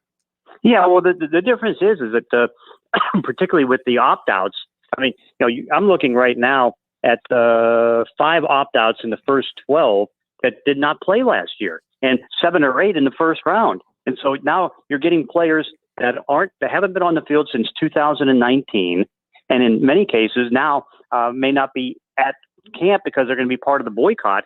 And so the OTAs, and so I think it's very problematic. You have problems as far as getting the right medicals, because if you didn't get the medicals from the 150 that went to Indy, the medicals are going to be very spotty. That's going to be a problem. You haven't had enough face time with the players to kind of get to know them, get the character, and all those different things. So this draft is probably going to have more mistakes than we normally have seen. Plus, the other part of it is, and this is just because of the pandemic, is that more of the older players went back for that extra college year. And so with that in mind, now you have a better draft next year and a draft that's very light on defense this year. No mistake at number 1, Trevor Lawrence. Do you see any scenario where that doesn't happen? None. No, not at all. Because, I mean, he's rated about the best quarterback. I don't know if you want to go back to John Elway or the best quarterback since Andrew Luck or Peyton Manning. I mean, he's got too good of ratings. In Jacksonville, they can't screw this one up. Right. This would be like the movie Draft Day where Kevin Costner finds out something wonky at the last minute. That's about the only scenario here. Zach Wilson, are you convinced he's the Jets pick? Yeah, because I think you saw that as soon as the workouts were over, that they made the quick decision. Joe Douglas did, and the staff. That's like, okay, we found our quarterback. It's Zach Wilson, so let's trade Sam Darnold. And so they shipped him off to Carolina, and so that ended that scenario. So no, I think they're pretty well set on Zach. All right, I guess the big question will be at 3 and how this week has changed that with Fields getting in front of some of these teams. Are you convinced that San Francisco traded up for Mac Jones? I do. I mean, I'm not 100% sure because they could still look at Justin Fields, but in the end, Kyle Shanahan likes a different type of quarterback for his offense. And you go back in history, I mean, he was there in Washington when RG3 was there, and I think he preferred Kirk Cousins. And eventually, that's what ended up happening. Kirk Cousins, he doesn't care as much about the athletic ability. What he cares most about is being smart, having accurate arm, and then knowing what to do in down and distance situations up and down the field. And that's what the strength of Mac Jones is. And that's why I think he's going to go to San Francisco. John Clayton's mock draft, Washington Post. Check out your favorite team. We're going to take a look at some of the top picks here. 4 is where it gets interesting. I mean, there could be a trade here, but if Atlanta decides, nope, we're staying here, is it time for them to get a quarterback? Do we see 4 in a row, or is this the first position player off the board? There's some people that think that, and I think not from what I hear down in Atlanta. And here's the reason is that, they've got about $108 million in proration still remaining on Matt Ryan's contract. I mean, he has to stay there at least 2 years. And so now if you're drafting a quarterback at number 4 and you have Matt Ryan on your team, I don't think you're going to make him a, $30 million backup. I mean, you got to play him for 2 years. And so you're basically doing a Jordan Love type of thing at a higher price by coming in and getting a quarterback who's not going to play the first couple of years. All right. So what I see them doing, it's going to be one of two things. what I hear is they like Penny Sewell, the Oregon tackle, a little bit more than Kyle Pitts, but they could flip-flop and do it either way because both would really add to that offense. Yeah, Sewell is the tackle, and I'm sure Cincinnati – if Cincinnati was a surefire, smart team, you would say Sewell would be the pick for them if he's there. If he's not there, though, I guess they can go into a variety. You got Chase. You can reunite him with Burrow. What do you like at 5 for Cincinnati? Yeah, I think they're going to take Kyle Pitts because he's such a unique tight end because you're talking about a tight end. It's about as fast as any that's come into the league. I mean, he's a dynamic player, and they can add him to the list of receivers that they have and play him at either tight end, but maybe more even just slot. I think he's a good fit in Cincinnati. He's a good fit anywhere, but I think that they'll go for the uniqueness of Kyle Pitts. All right, the Pitts pick would be one that would help a lot of these teams out. Cincinnati at 5. Miami's next. This is where Philly was. Miami was at 3. They moved back. They got to 12. Then they went up to 6. So they've been bouncing around, but they bounced around to end up with who? Well, they bounced around because, and this is the unique part of it because, you think about this. I mean, they get the best receiver in this draft or the most highest rated receiver in a draft, Jamar Chase. And, both in trades with Miami and Philadelphia, both of them, sometimes you wonder if you move back, it's a bad thing. In both cases, it was a good thing because now, they might have taken, Chase at 3. And so now they have him at 6 and they still get him. And, what could go wrong there? Yep, 6. I know a lot of Eagle fans will be like, oh, we could have had Chase. We'll get to them in a bit. 7's an interesting spot, and I think it's probably right now your most interesting pick because you have Detroit, who just traded for Jared Goff, taking a quarterback in Justin Fields. Yeah, and of course, this is one where it really gets the draft interesting because now you've got 3 teams, wanting to trade up for quarterbacks. And I'm not putting Denver in that category, but what you have is New England at 15 trying to trade up, Washington at 19, and Chicago at 20. So the question is, do you trade all the way up to 7? And that's why, you can see Detroit maybe taking Justin Fields. If not, they'll take a wide receiver over a cornerback. But, I think this is one where you start talking about the possibility of a trade up. 8, Carolina, very interesting team too, because they just traded for a quarterback. People thought they might want a quarterback. They can trade Bridgewater in this spot. They could also move back, but you got them going pretty safe with Rashawn Slater. Yeah. Now, it's interesting because 3 of the top 4 tackles in this draft are opt-outs. They didn't play last year. And so Penei did not play. And certainly we know that Rashawn Slater at Northwestern didn't either. But I think, after getting the quarterback, now they could settle some things down on the offensive line, particularly unless they bring Russell Okung back at left tackle, they can take, Rashawn Slater, even though his arms aren't as long as you want for a tackle, I think you can put him at tackle and let that work. Yeah, that's Rashawn Slater from Northwestern. He's got going number 8. And, of course, Denver's up next on the mock draft here with quarterback Trey Lance, North Dakota State. Now, 9, Denver, they have Locke there. They took a quarterback a couple of years ago, but not happy. This is where they replace him. Yeah, what it is it's, and I still think that they won't take a quarterback. But right now, until they get something done with Teddy Bridgewater, Alex Smith, or maybe even getting a trade for Gardner Minshew, what they want is competition for Drew Lock.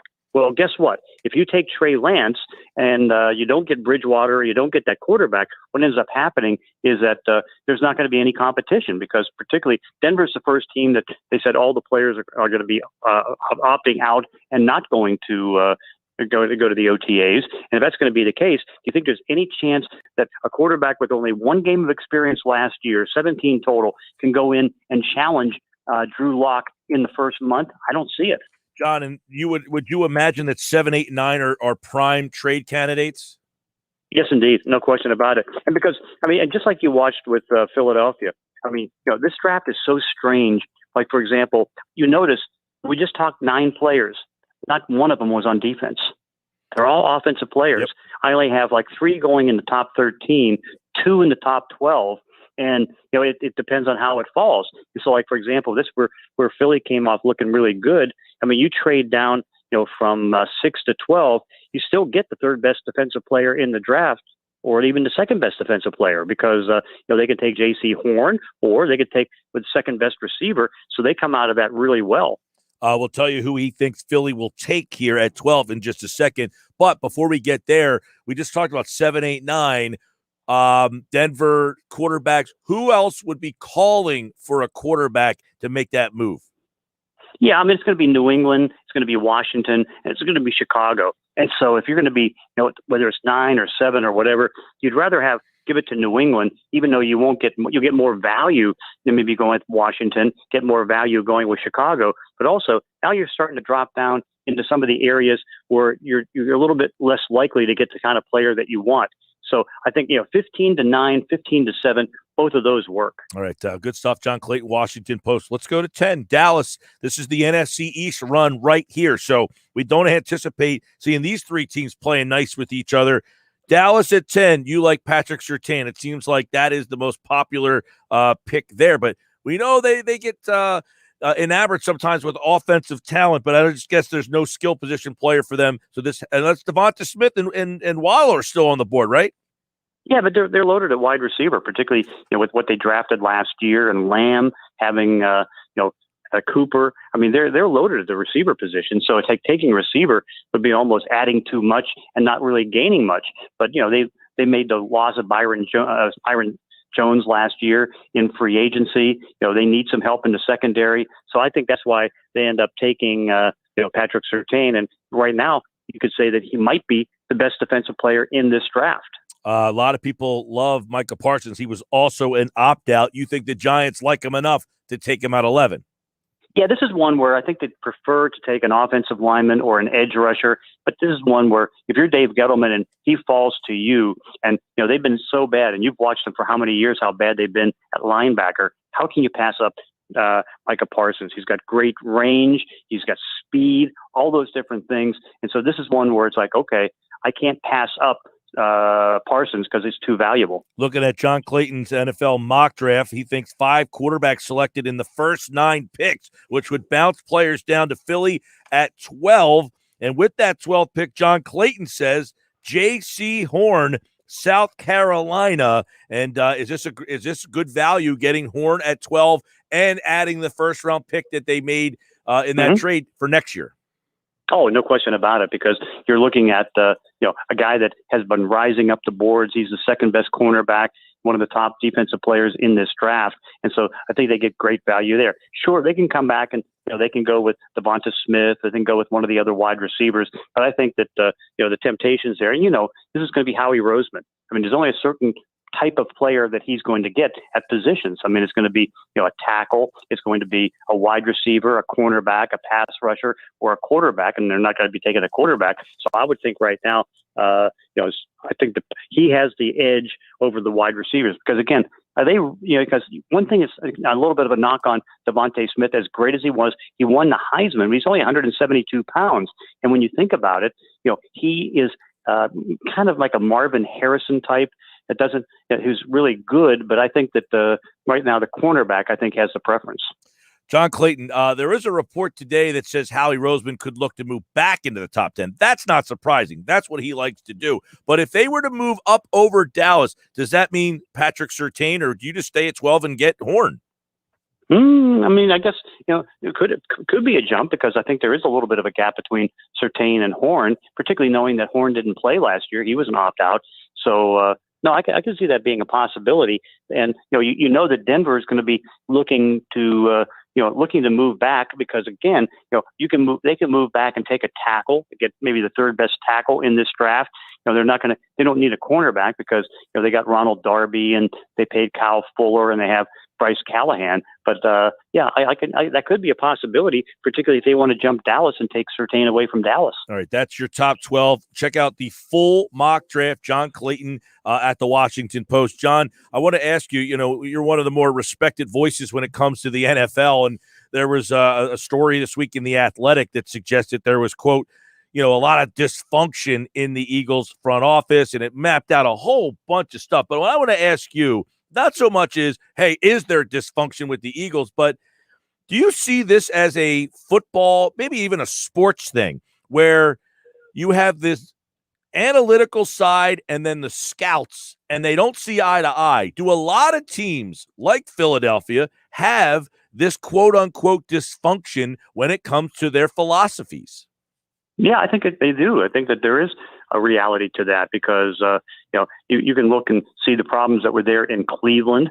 Hugh Jackson was left out of the equation because of the analytics people. And I'm not being negative to the analytics people because, again, they're so important to get the new trends going. But no, I think that there's, you always see the arguments. And of course, when you don't win, and last year the Eagles didn't win, I mean, the dysfunction starts to really come out. And you can see, as he said in the Athletic article, it's like, the front office wanted coaches and assistant coaches fired, or they were going to fire Doug Peterson if he didn't respond. And so they've lost some good coaches on that. So it's something that needs to be smoothed out, but it needs to be smoothed out quickly because, again, a bad season for the Eagles. And again, the hopes can't be that good with the fact that they were the second highest team over the cap and had to, clear so much money and clear so much talent to be able to do it. But I think that there has to be a problem. Yeah, if you can rewind back to 2015 when Chip Kelly was there and then let go, there was a lot of dysfunction. They won the Super Bowl 2 years later. So it feels like a lot of these teams go through this and then, quickly figure out ways to clear out the bad seeds. Well, and of course, I mean, and you saw what Chip did. Chip kicked Howie Roseman into another part of the building because he didn't want to be near him. And of course, you look at that, and that's dysfunction, whether it's on Chip or Howie or whatever. But that's something that is not good. All right, check out John's mock draft for your favorite team over at the Washington Post. And John Clayton, of course, like all guests, appeared via the Boardwalk Honda hotline here on a happy hour Friday. John, good to catch up, pal. Okay, thanks. All right, John Clayton here on the Sports Bash. He likes J.C. Horn heading to Philadelphia with pick number 12. How would that make you feel? I like J.C. Horn at 12. I think if you traded back and landed J.C. Horn, you might be getting the best corner. You like Patrick Surtain, J.C. Horn, those guys are neck and neck at the top of the list of the guys that you would, he said, you could end up with the second best defensive player in this draft and get him at number 12. The interesting part about that is normally defensive players, edge rushers, corners, they're going off the board. In this particular draft, because you have the 5 quarterbacks, that changes a lot. So you might be getting a player that typically would go at 6, but you're getting him now at 12. Good stuff. John Clayton. Love having him be a part of the Sports Bash here on 97.3 ESPN. But when we come back, we had so many great sounds today. Sal Paolantonio, Paul Hudrick, Adam Caplan.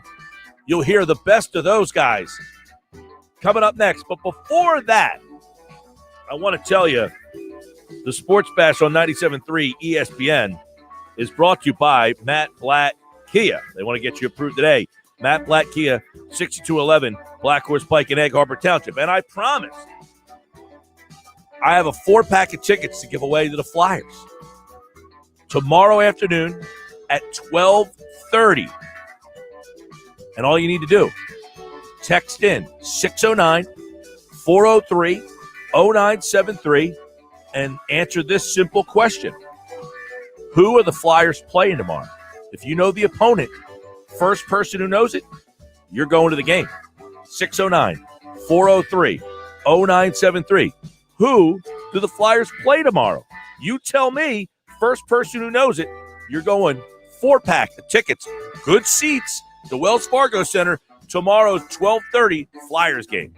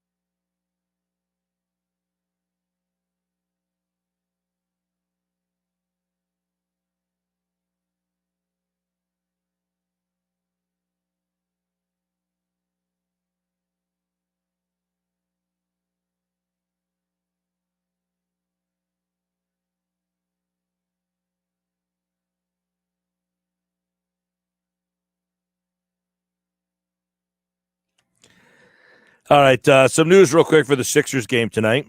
So no KD the other night, no James Harden and everybody else, no Kawhi Leonard tonight. He is not playing. Paul George is a game time decision, so it looks like he could be out as well. Tobias Harris is also doubtful for the Sixers. Anybody out there who wants to play in the Sixers game tonight, text the word "I want to participate" to 609-403.